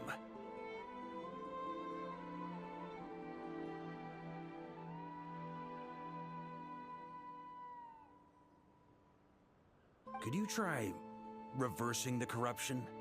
Not purifying it, exactly, but separating out the Roland part from the wolf spirit. So, keep the Roland part intact as well as the wolf spirit part? Why would you want to do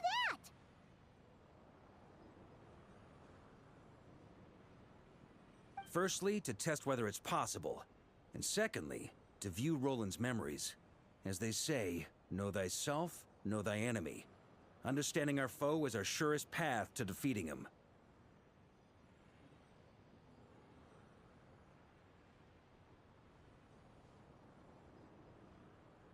Let me think. How was it explained to me? Ah, yes. Focus on a single thought within the 1,000 winds. Capture that unique wisp before it blows away.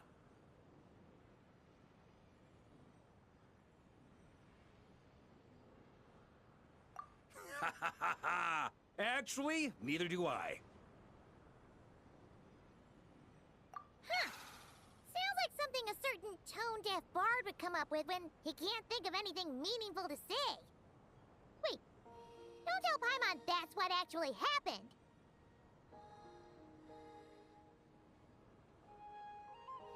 I thought it might mean something to you. Never mind. I'll explain it in more human terms.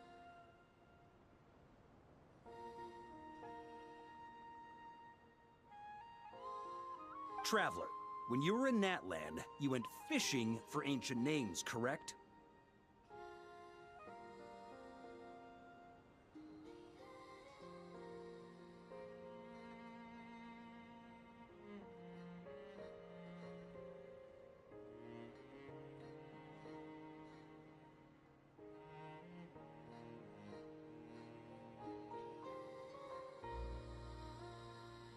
If I'm not mistaken, the Night Kingdom was like a river flowing with concepts, and you were trying to capture the concept belonging to a particular ancient name.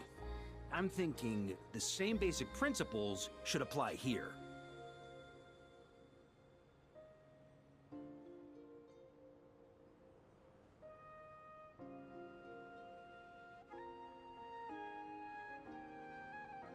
Okay, but back then, we had a bow and a net.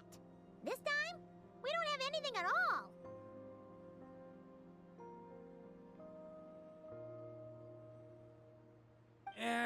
This wolf spirit fragment is like a puddle compared to the Night Kingdom. No need for a boat. As for a net, this is what I've heard.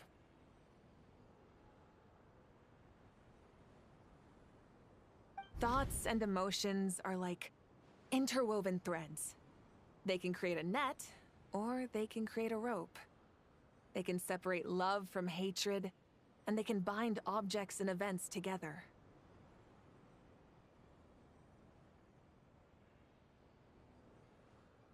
Thought is the anchor for a being's existence, through which emotions are drawn forth.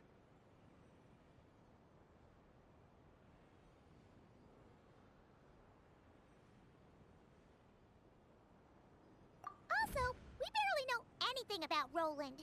How are we supposed to use thoughts to anchor him?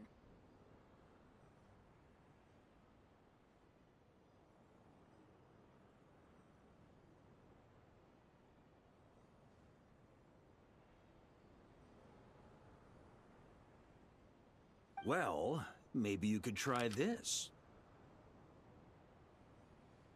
What is it? It looks old and tattered. It's an unsent letter, written by the wolf pup Rostam, Knight of Boreas, from 500 years ago. It was meant for his disciple, the White Knight Roland.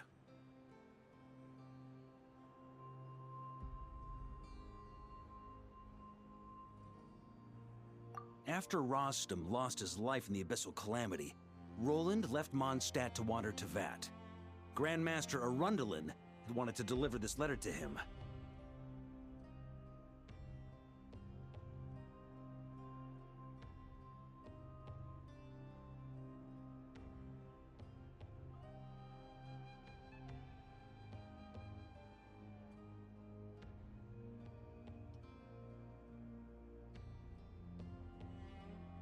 But trying to track Roland down was like chasing a shadow.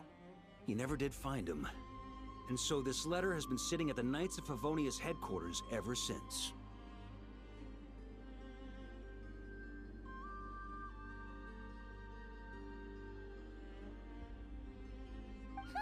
Quite the antique then. But how exactly is it supposed to anchor Roland?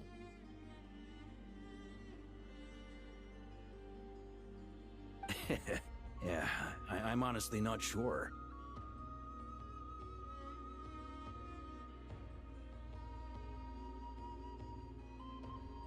Hey! What happened to Mr. Plans for every contingency? You're just making this up as you go along!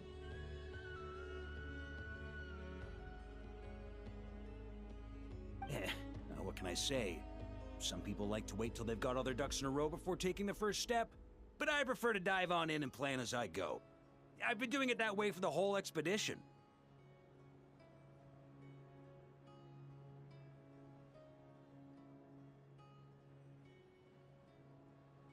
But anyway, don't they say that poetry and letters were humanity's earliest means of expressing their thoughts? Can't hurt to give it a try, surely.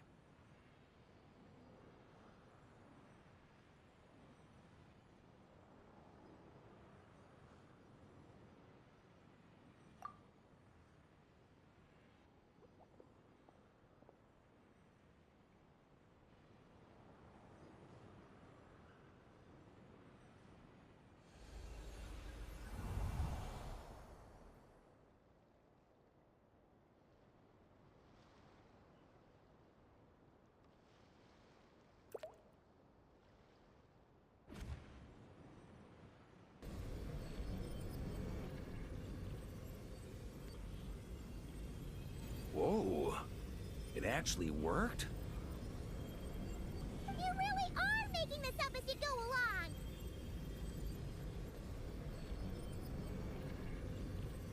So the assimilation of souls really can be reversed, just like he said.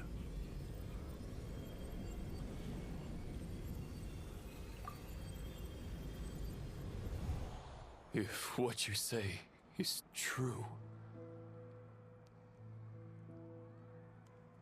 the monsters I've slain, the justice I have sought to uphold, for mortals to escape this tragic fate, there's only one path.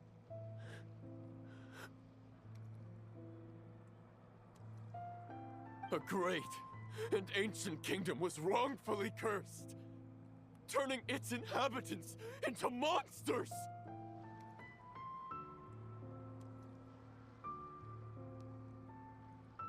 The code of chivalry tolerates not such injustice.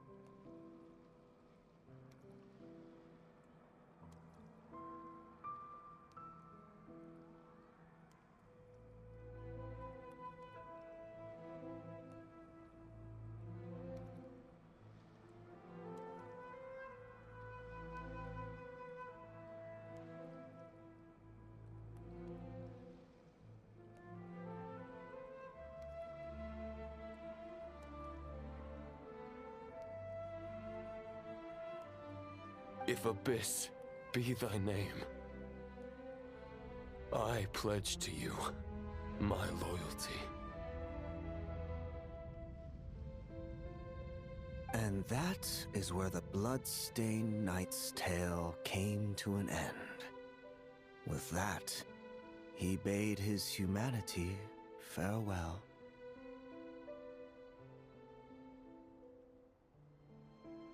I dare say you must find it quite ironic, Knight of Boreas.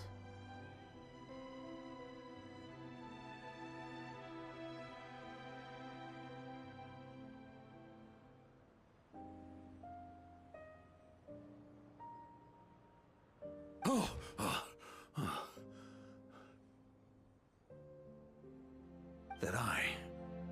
Dainsleif? No. Bore a striking resemblance, but that wasn't him.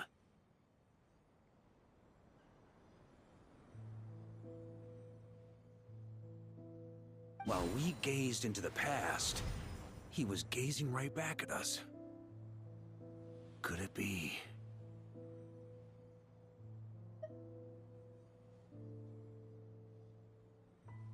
So that's what happened.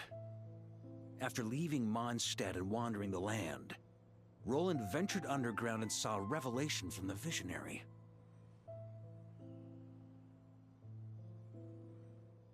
Once he had learned of Conria's fate, he saw the gods' judgment as the greatest injustice. So he surrendered himself to the Abyss.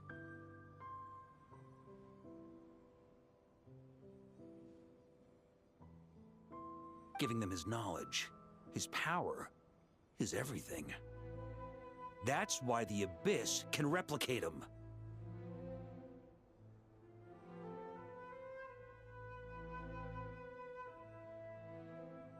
Uh-oh. Does this mean we have to take on the Visionary this time?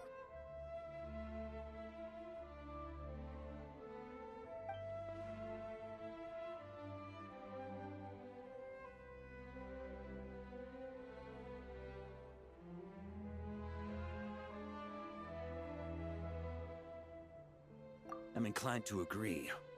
If our enemy could see the future, both the Wild Hunt and Roland would be acting with far more lethal precision.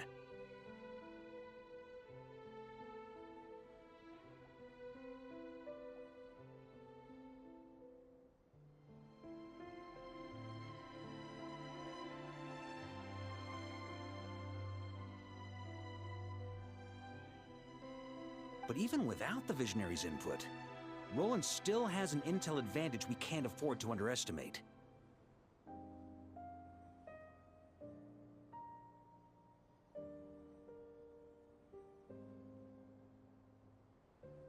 Every minion of the Wild Hunt serves as Roland's eyes and ears.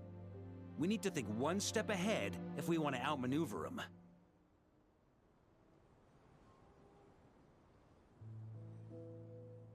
And on that note, I have a plan I want to discuss with you.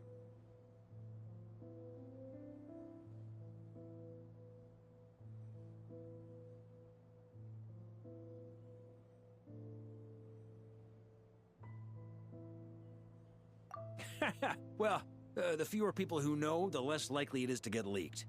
Besides, it wasn't a fully formed plan back then.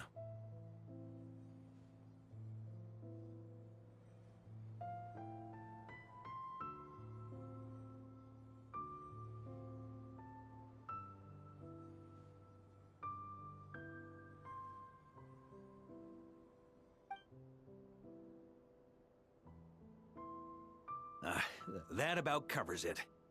Sorry to ask so much of you again. No plan is free of risks. At least this one actually gives us a shot at fully eliminating the danger posed by this ancient god. Surely that's got to make the risk worth taking.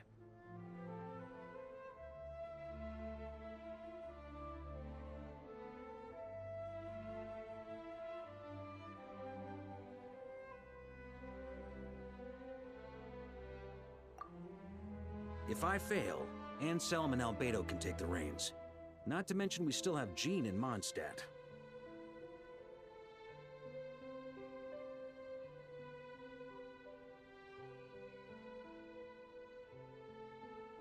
Oh, there has to be another way! Like a backup plan?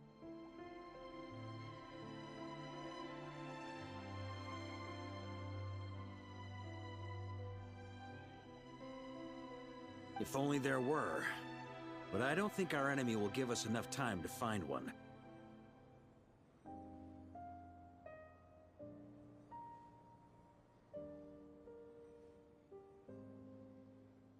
Hey! Are you guys done here yet? Ah, Yehoda! Yes, we've successfully retrieved the Wolf Spirit fragment here. Any progress with Fragment 3? It's a total disaster! More Wild Hunt monsters than I've seen in my whole life! We need backup urgently! Come quick!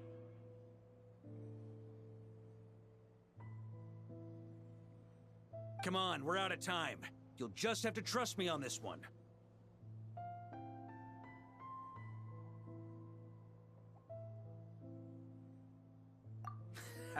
What can I say?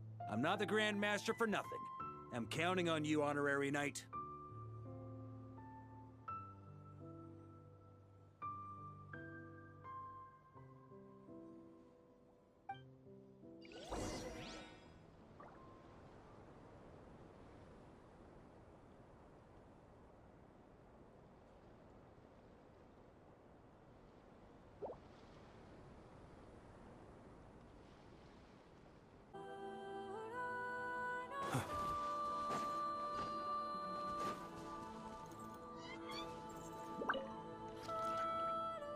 Fill me in. What's the situation? We ran into resistance almost as soon as we set off. Albedo said we should split into 2 teams and continue searching while he and the others kept the Wild Hunt occupied.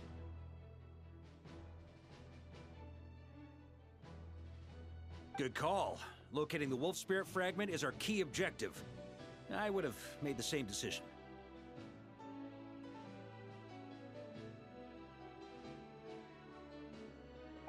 Well, it seems the enemy figured as much too. Now, both search teams are in big trouble. Oh, I brought a map. This should make things clearer.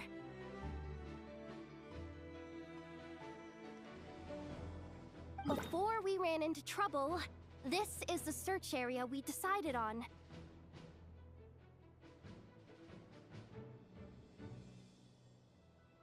The 2 teams are holed up here and here. They should have a clear idea of the fragment's location by now. But the Wild Hunt is stopping them from relaying messages back, right? Do we have any more troops available to provide backup?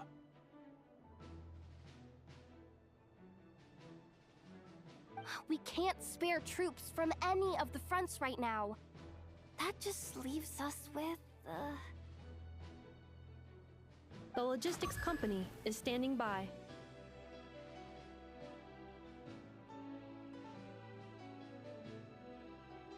Hanefa! Designated drop point reached. Initiating situation report.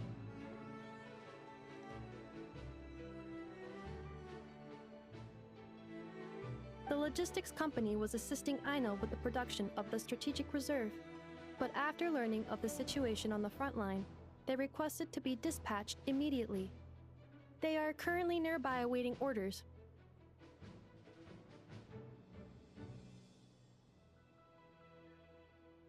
Amazing. Just in the nick of time.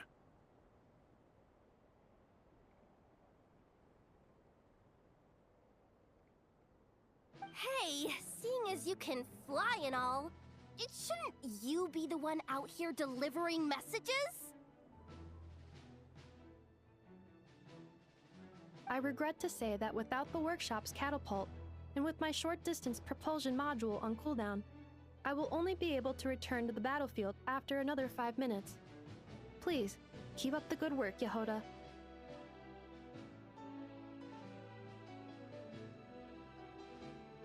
The logistics company has very limited provisions, only enough for a single battle. Which team should they support?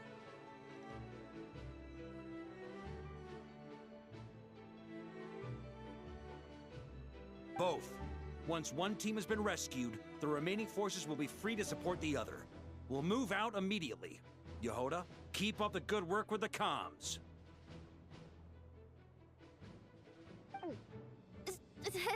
Sure thing. Leave it to me.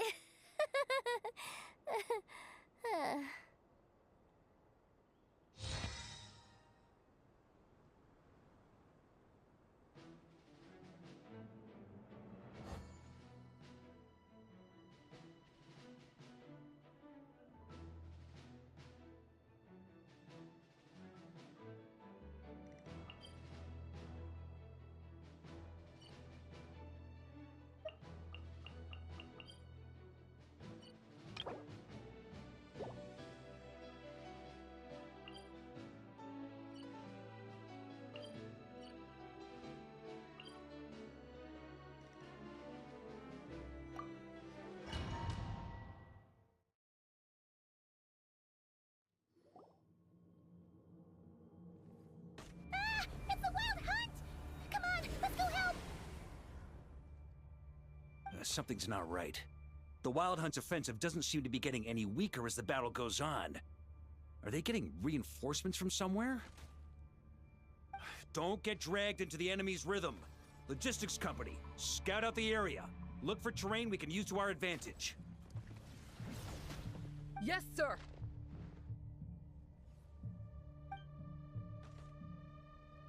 Reporting in, sir. We've identified viable sites for deploying explosives. Good. Wait for my signal.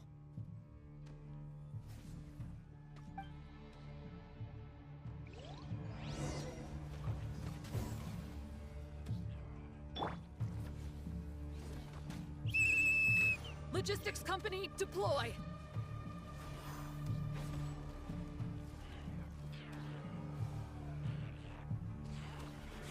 On me. Crit Master! Honorary Knight! Goodness you're here. Careful. There's no end to these monsters. However many we kill, more keep coming. Just as I thought. Well, they're about to get a shock to the system. We'll wipe them out faster than they can replenish their numbers. We just have to hold on until the logistics company is ready.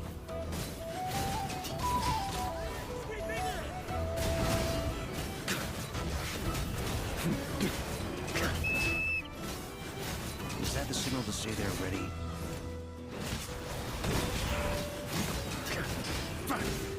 It's showtime! Fall back! Yes, sir! On me. Ready?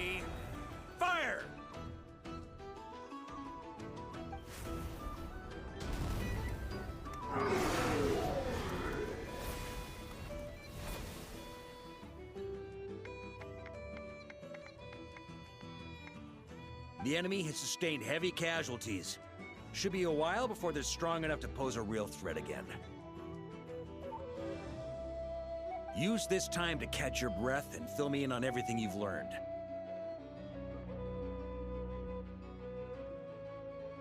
Yes, sir. We've narrowed down the search area for the final fragment to this zone here.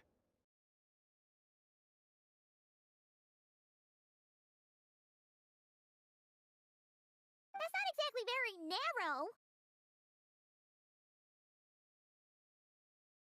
We split the search area between us and the Retniki.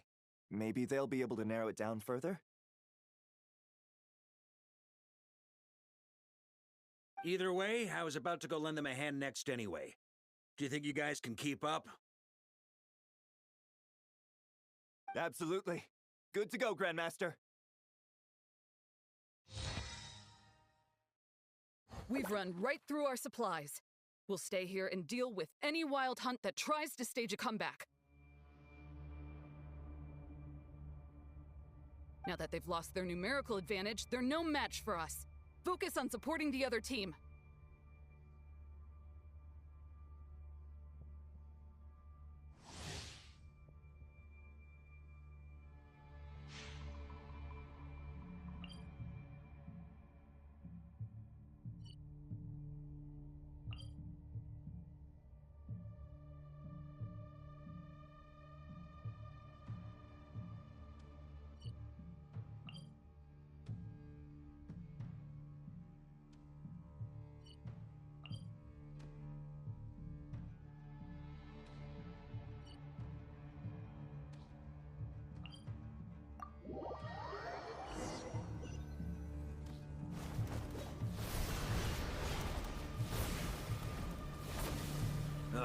Looks like the same situation here.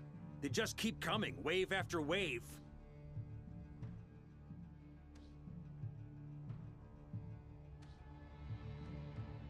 Reinforcements. Hey, you keep them busy while we work on getting rid of this god-awful mist.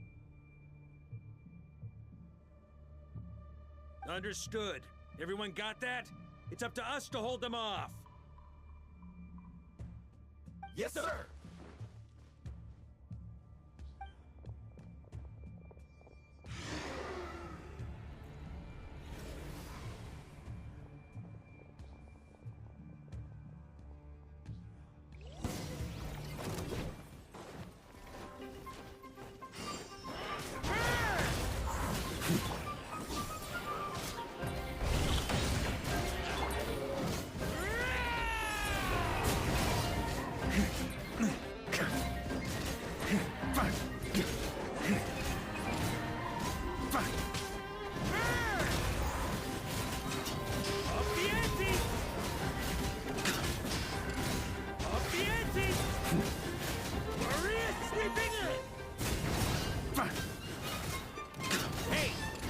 Steam.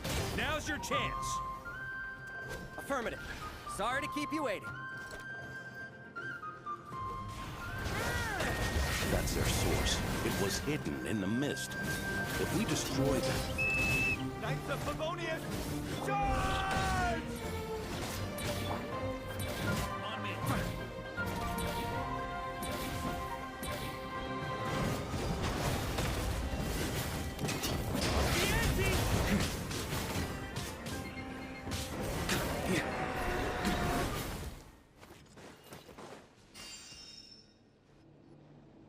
Ooh, I'm glad that's finally over. Brave knights, on behalf of the Lightkeepers, I thank you for your assistance.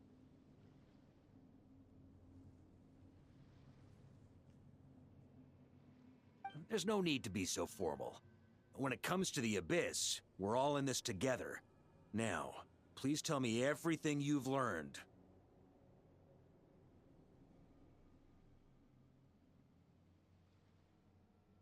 Very well.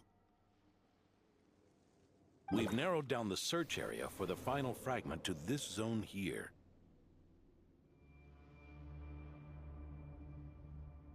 Yes! Now it feels like we're finally closing in on our target. I'll say. We're sure to face fierce resistance from the Wild Hunt, though. Is everyone willing to keep fighting with us? It would be our pleasure, Mr. Varka. Much obliged. All right, the target is just up ahead. Move out!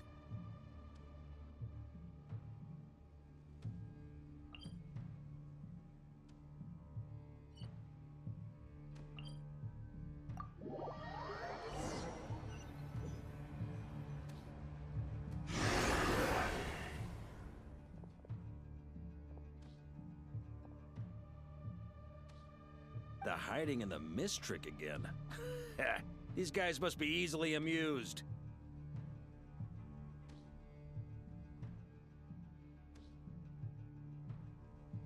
You all know the drill. The Knights of Favonius will engage the enemy while the Lightkeepers dispel the mist. Everyone, follow my signals. Yes, sir!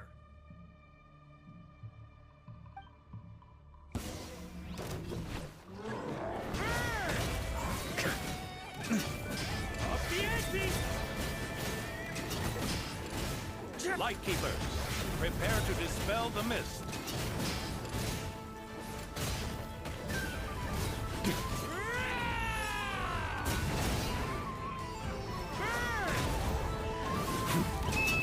Knights of Favonius, charge!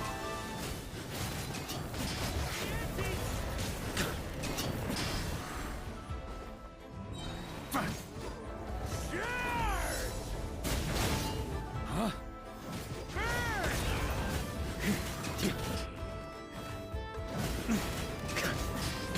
Thunder! Up the ante! Time to counterattack!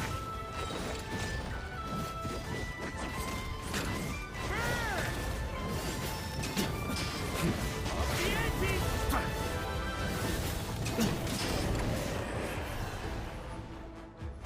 On me!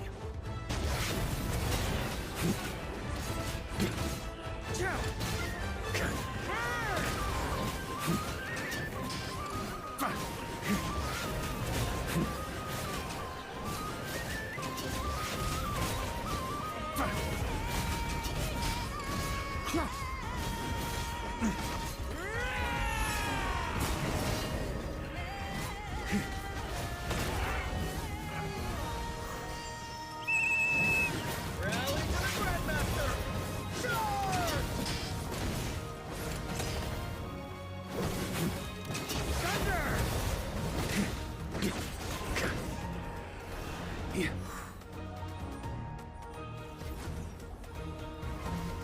Ugh, this Wild Hunt doesn't know when to give up.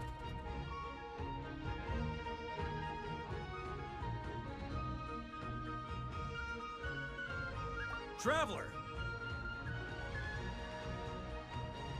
Mr. Varka, leave this to us.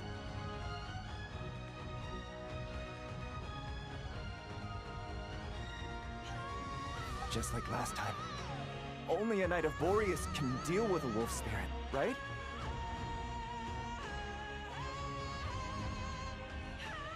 Don't underestimate us, Grandmaster. We can hold our own.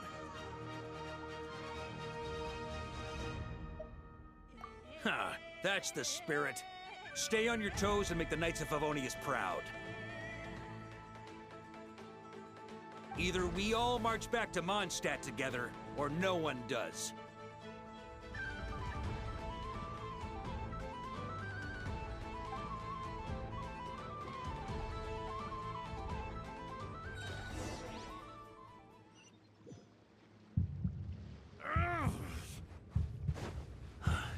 The final fragment is right there. Don't let me down.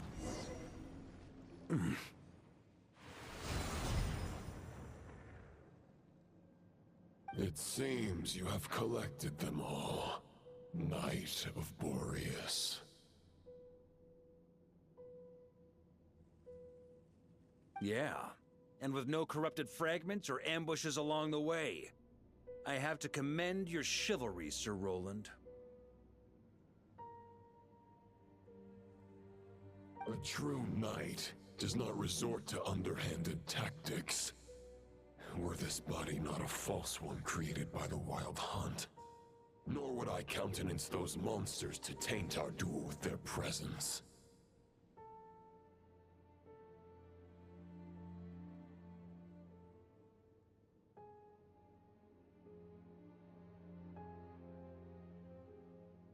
If you need a moment to rest, take it. Victory will be mine, regardless of whether the path to it is the one I would wish for. Save your breath. If you want to fight, let's fight!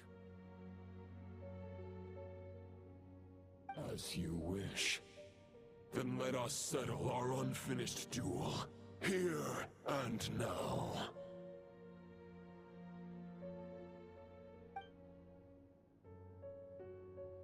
Is everyone all right?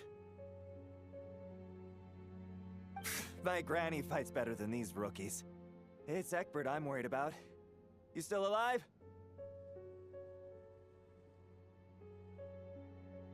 For a moment there, I thought I might never taste the sweet wine of Mondstadt again.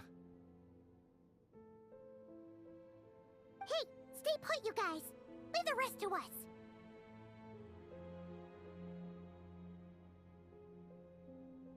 Forget us. We can take care of ourselves.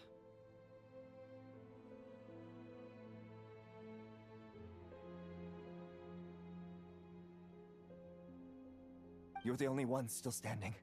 Honorary Knight, find the Grand Master. We can't lose our Varka! Please! You have to find him!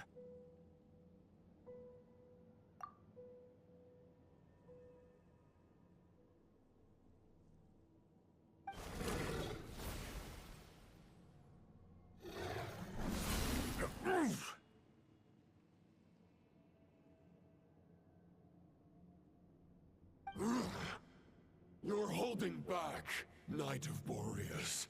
I can tell you do not wish to strike me down.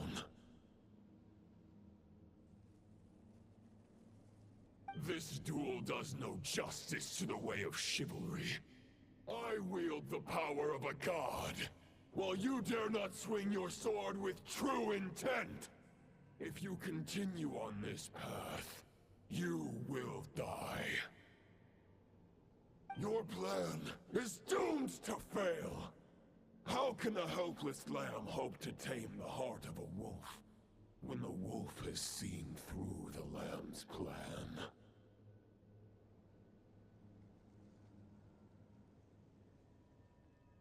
Ha ha ha! You're on to me already, huh? Andreas's question, Boreas's answer. The means to bear a soul. I knew it all 500 years ago. Though the false path may be wide and welcoming, only destruction lies at its end.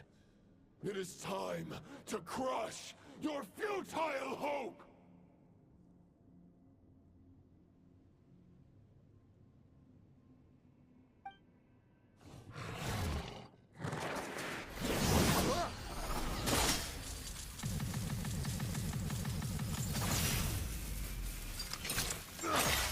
It's over.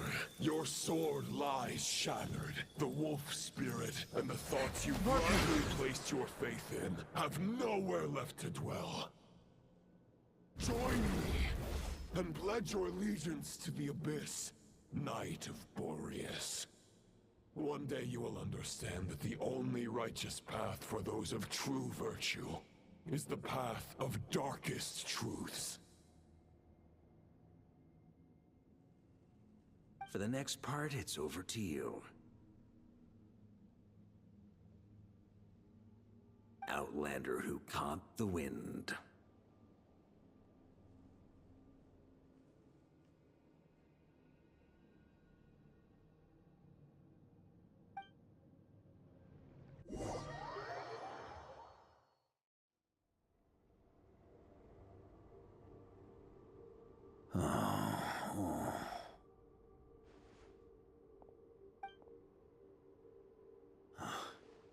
The sword is unbroken, but I can't sense the wolf spirit.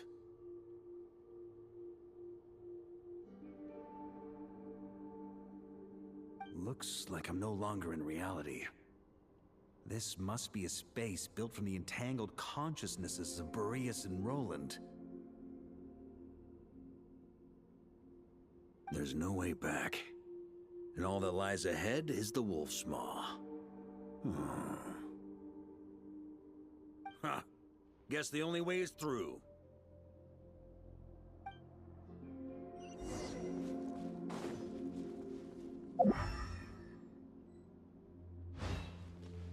On me.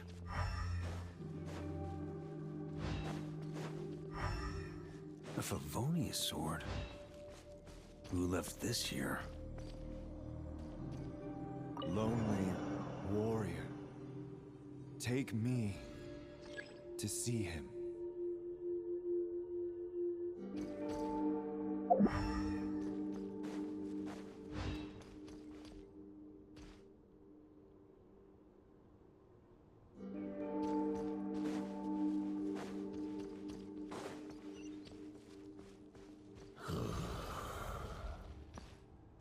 No matter the epoch, the world is awash with corruption and injustice. I have aided the oppressed and righted many wrongs. I have slain sinners and delinquents. I have slaughtered tyrants and demons. But however mighty one's blade, for the great injustice of fate, a mere mortal can but bow their head. There is only one way to save them. Who are you really trying to convince?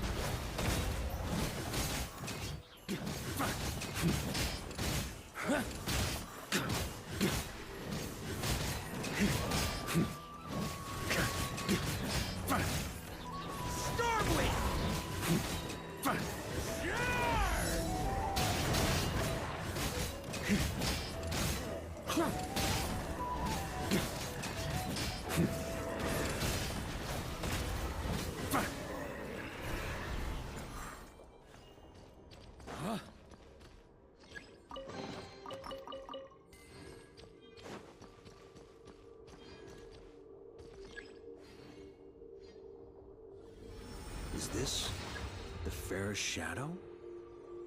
It doesn't look... The title of Boreas must find an heir.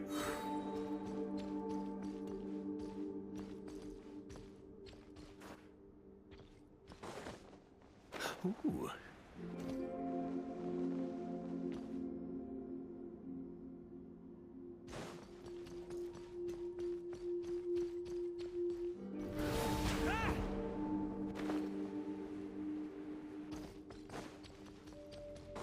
The scent that reeks of blood appears to be getting stronger.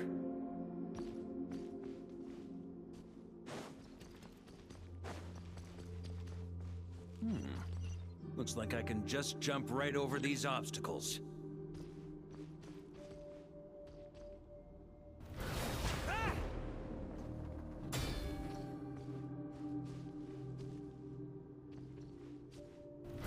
Try to keep up!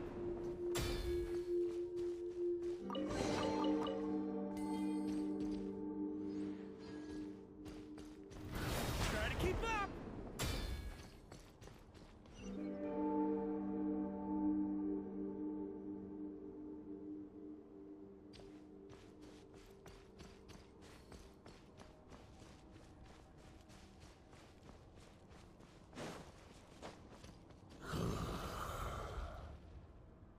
No matter the epoch, the world is awash with corruption and injustice.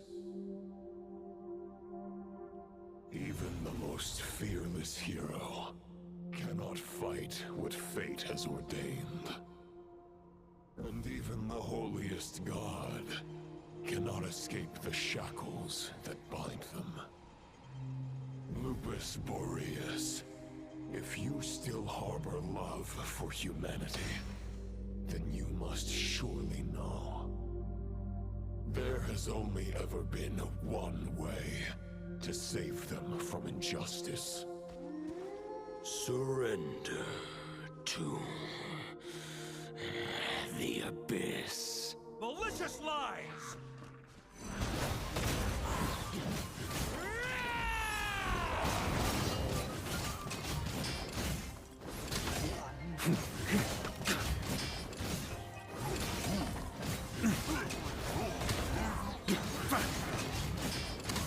On me. Huh?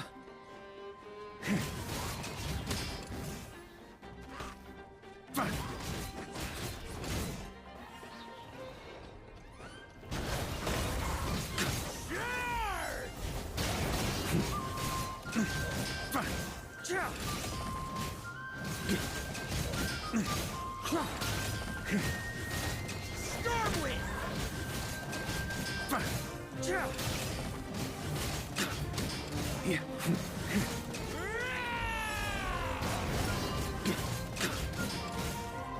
Stormwind!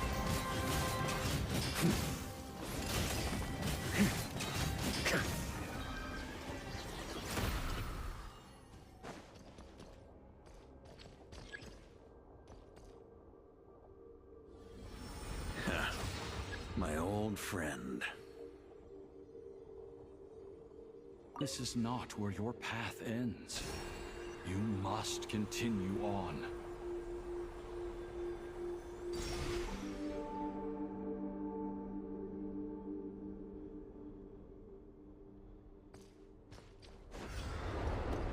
This wind feels less than welcoming. I'd better take shelter.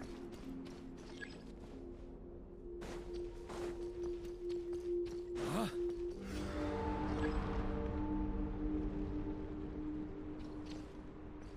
On me. Yeah.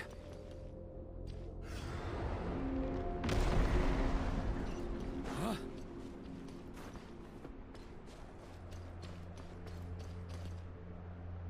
Ah! I can't hide from it! You must deliver it.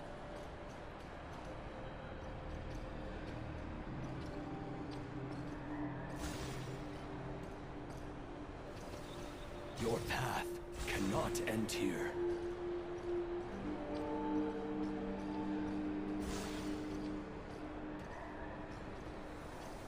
You draw near to the heart of the wolf.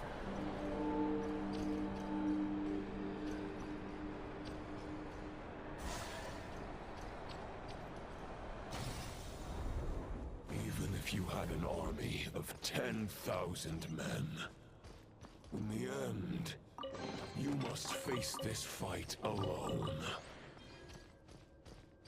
Lonely warrior. Step forward. Huh?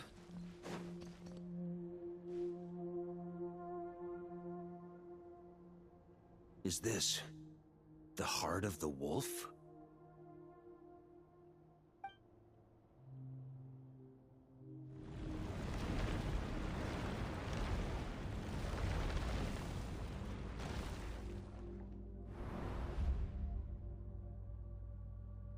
Roland!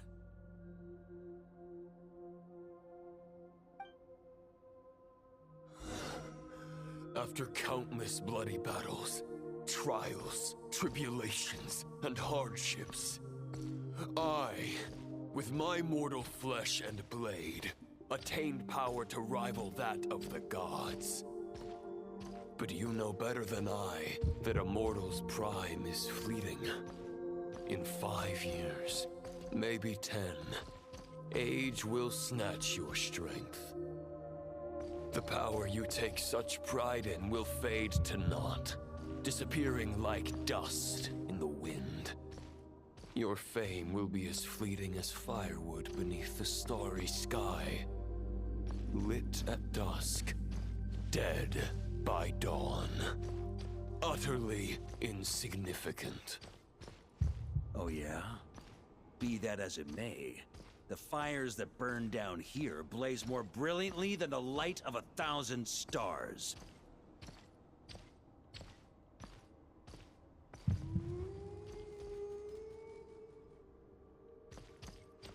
They blaze for but a moment.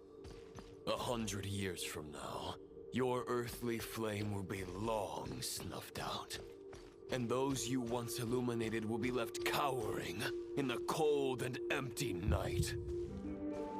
Ha! No. They'll remember me in 100 years, just as I remember all of you from centuries ago. That's the thing about firewood. From the embers of a dying flame, a new fire arises, burning bigger and brighter than ever before.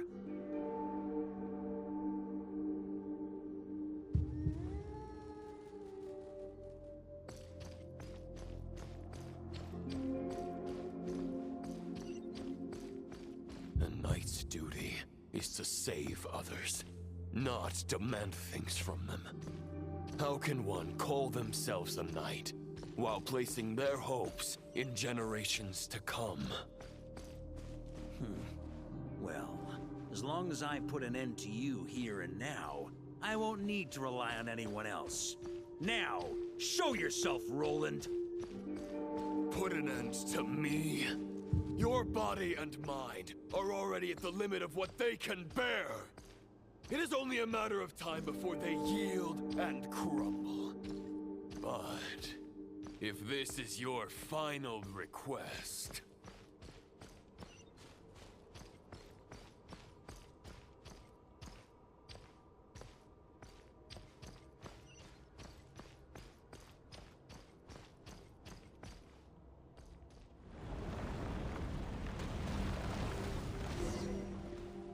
I shall do as you wish, Knight of Boreas.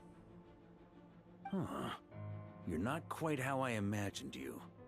You don't seem half as crazed as the memories contained in the wolf spirit.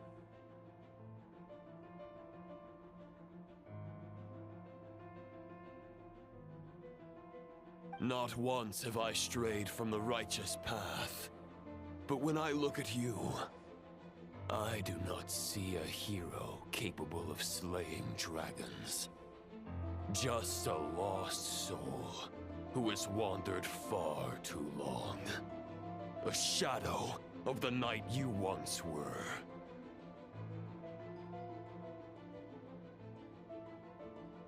I guess we have that much in common. Neither of us are at our peak. The Rayhir of Solnari's forces have been defeated.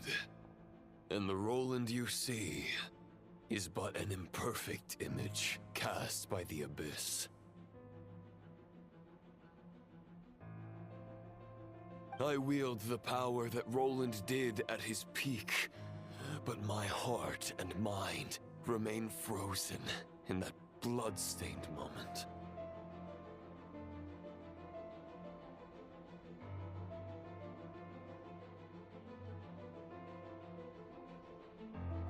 Therefore, I, in my current form, am flawed.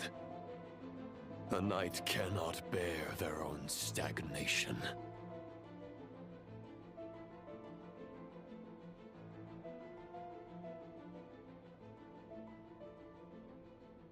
After redeeming you from injustice, and guiding your surrender to the Abyss, I shall rectify myself, and continue to follow the knightly path.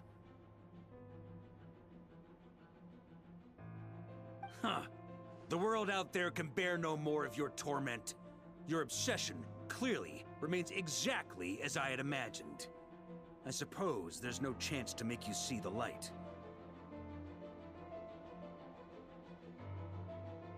No words can make a knight doubt his convictions, no matter how noble they may sound. Neither of us will sway the other, but you have long known this truth. Otherwise, why would you pin all your hopes on Boreas' single thought?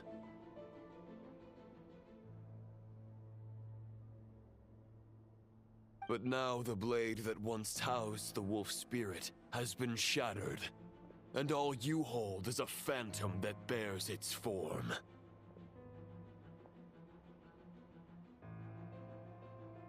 You no longer have the means to change the situation, and no one will come to your rescue. This place shall be your graveyard, lonely warrior. Huh. Maybe you're partly right. But I think I might just have a shot at a rescue.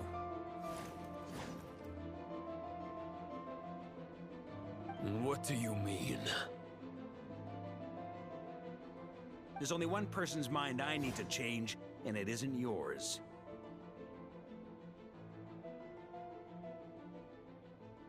Forgetting where we are? This is the heart of Andrias, god of the North Wind.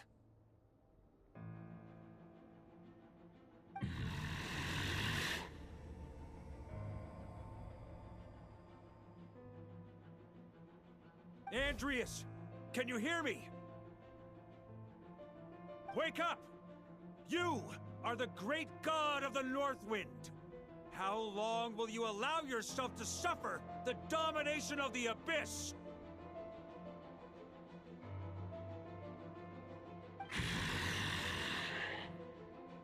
If this is your final gambit, I am most disappointed, Knight of Boreas. Grand displays of heartfelt wishes cannot summon miracles. This world shows no such mercy to its inhabitants. Return. Return to the ley lines.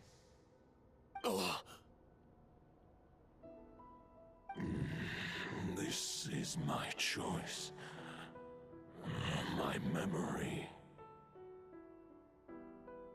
Is this the answer that I found at my journey's end? Andrias, at long last, I have delivered your token back into your heart.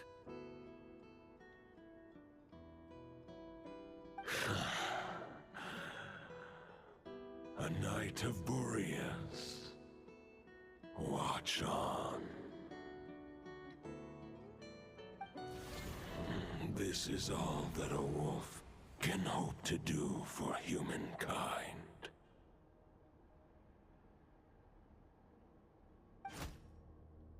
On behalf of all humanity, I thank you, Lord of Wolves. Boreas is returning to the ley lines. But why?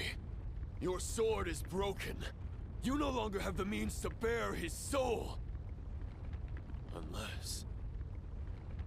surely not.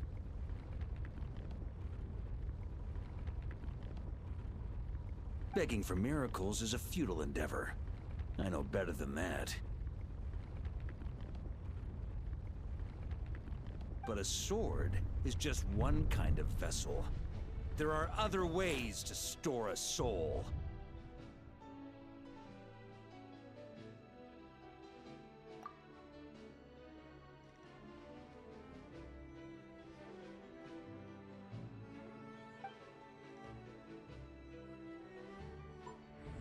The Dominator of Wolves once bestowed the power of his soul upon his pack, strengthening their hearts and sharpening their claws and fangs.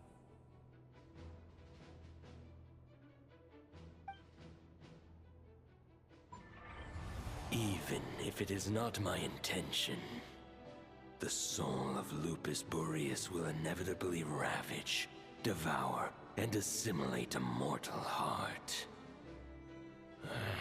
As if human and wolf were being forcefully merged into one being.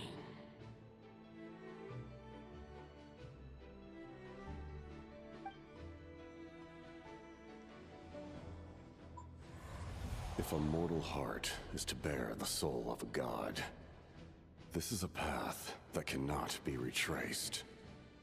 Yet, I shall not dissuade a knight from embarking on the quest of his own choosing. Your heart, your soul... They are collapsing.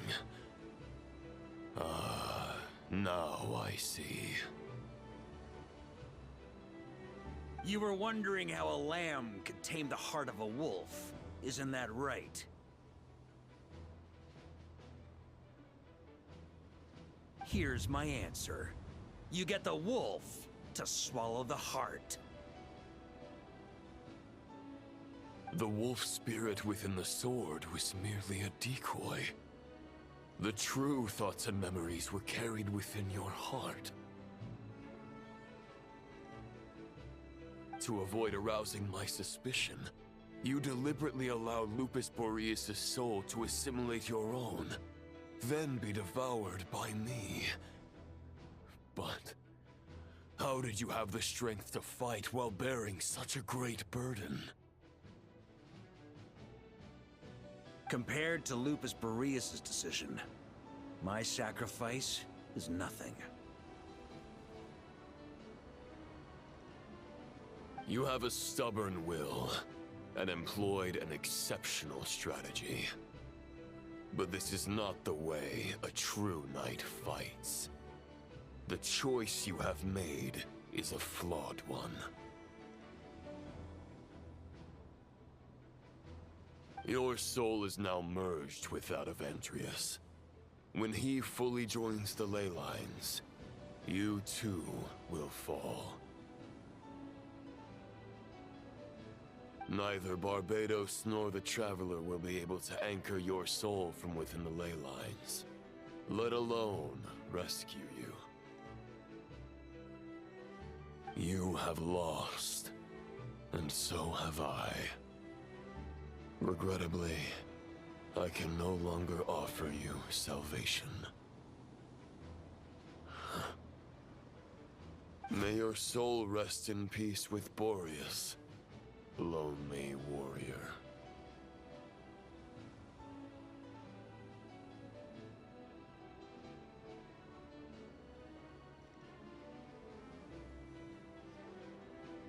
Haha, lonely?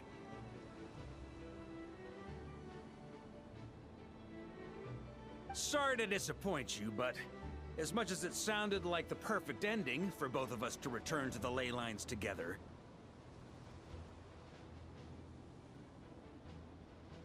the fact is that, unlike the true Roland of the past, I still have fine wine and good friends to get back to. They're looking forward to my triumphant return.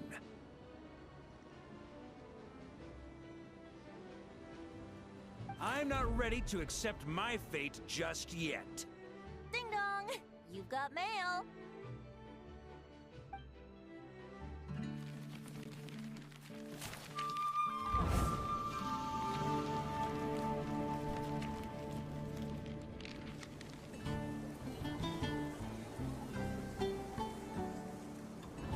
Until I return, I leave them in your care.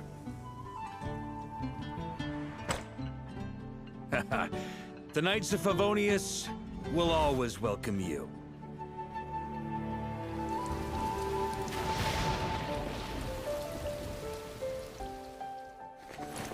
Come on, to Mondstadt! Dear Grandmaster. To Varka. To Varka. Family. No pig call.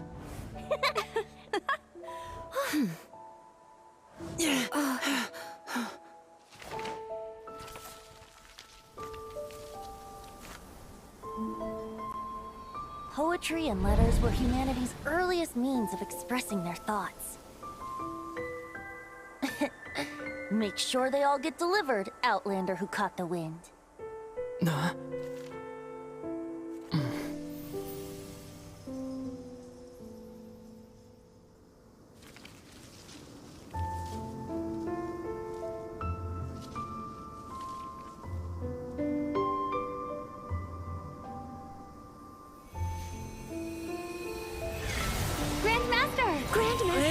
Grandmaster. Master. Varka. Uncle Varka! He's the right to us! For Varka.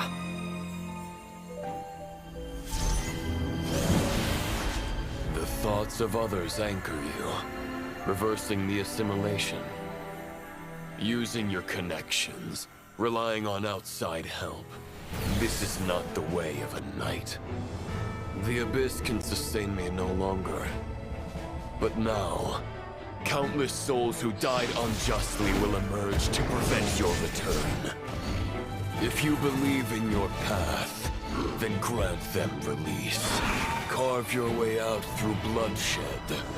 Varka, mightiest knight of Boreas.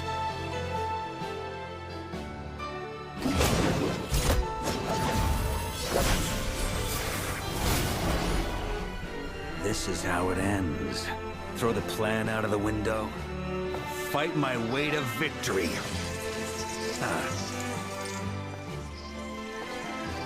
Well, that suits me just fine!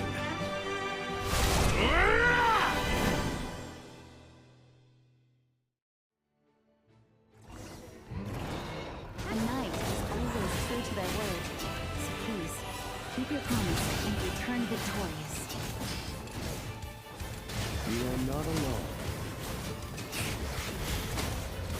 Right back at you, Varka.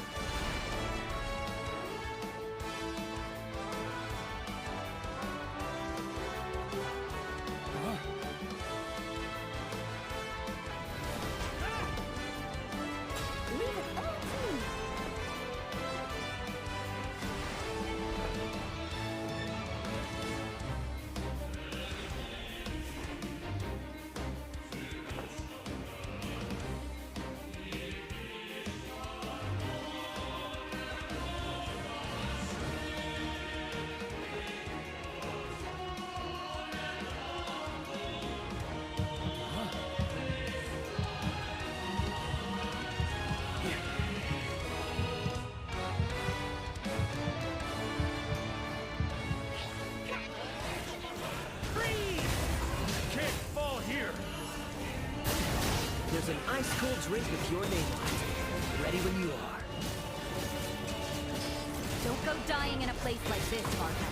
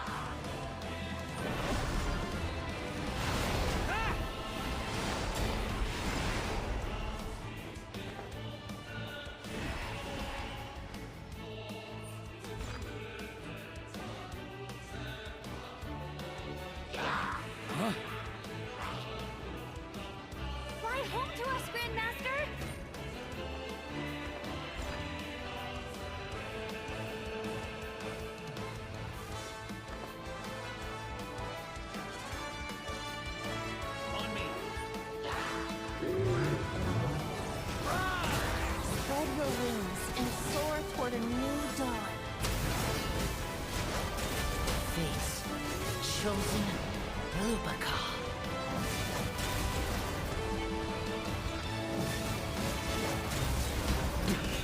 I can't fall here.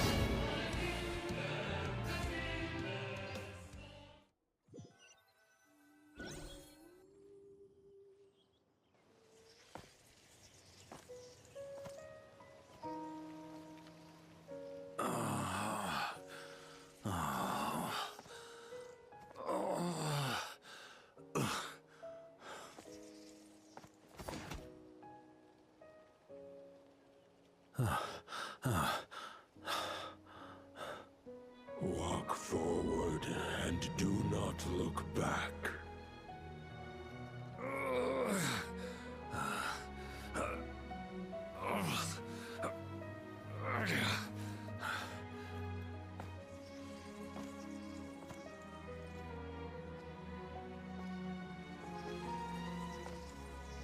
Varka, now I know the meaning of my name. After the lengths you've made everyone go for you, you'd better make sure to thank us all properly when you get back. You know, I have a lot of things to update you on, but they can wait until you're back. I have no intention of returning to the Knights of Favonius, but I trust you will find a way to manage on your own.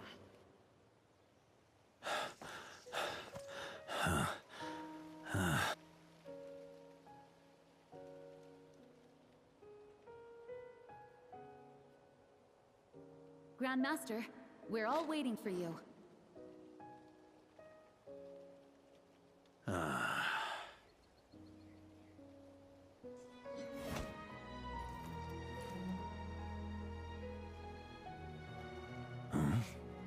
Oh.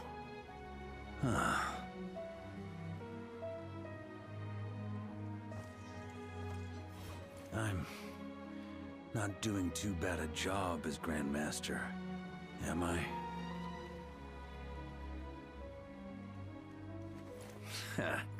I'll take that silence as your approval.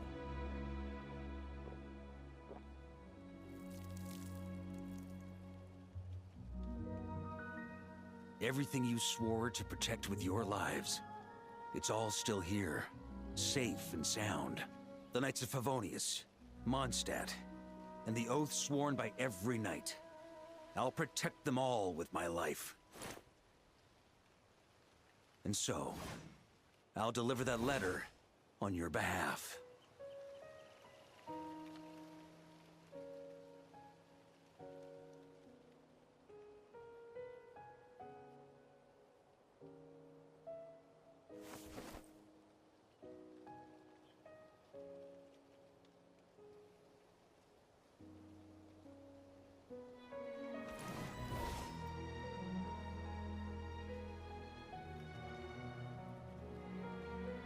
I know it's just a shadow of the real Roland, but if you have the time, could you please read it for him? Rostam and Arundelen, they never forgot you.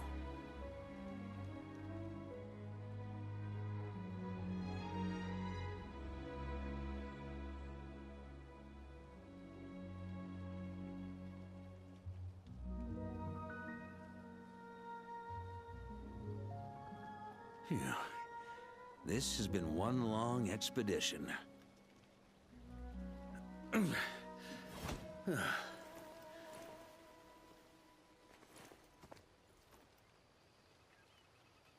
From here on out, I think I'll let the wind lead.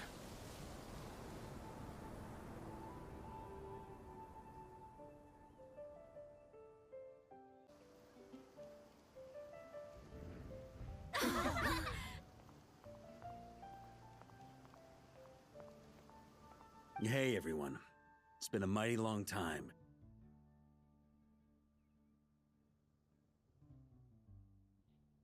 I'm thrilled to see you all again.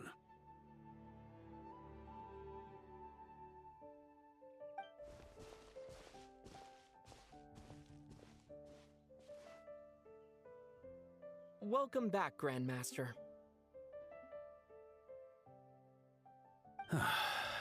Yeah, I'm home.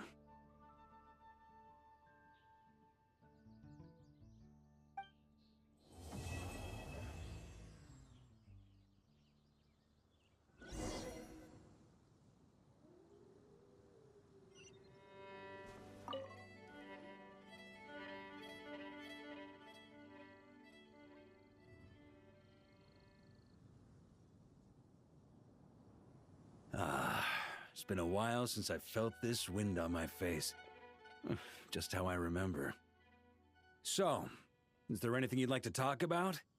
Now's your chance before I get dragged off to the office. All right, then. I'm gonna stay here and enjoy the breeze for a little longer. For all the wine in the world, there's no feeling as intoxicating as the wind from your hometown after a long time away.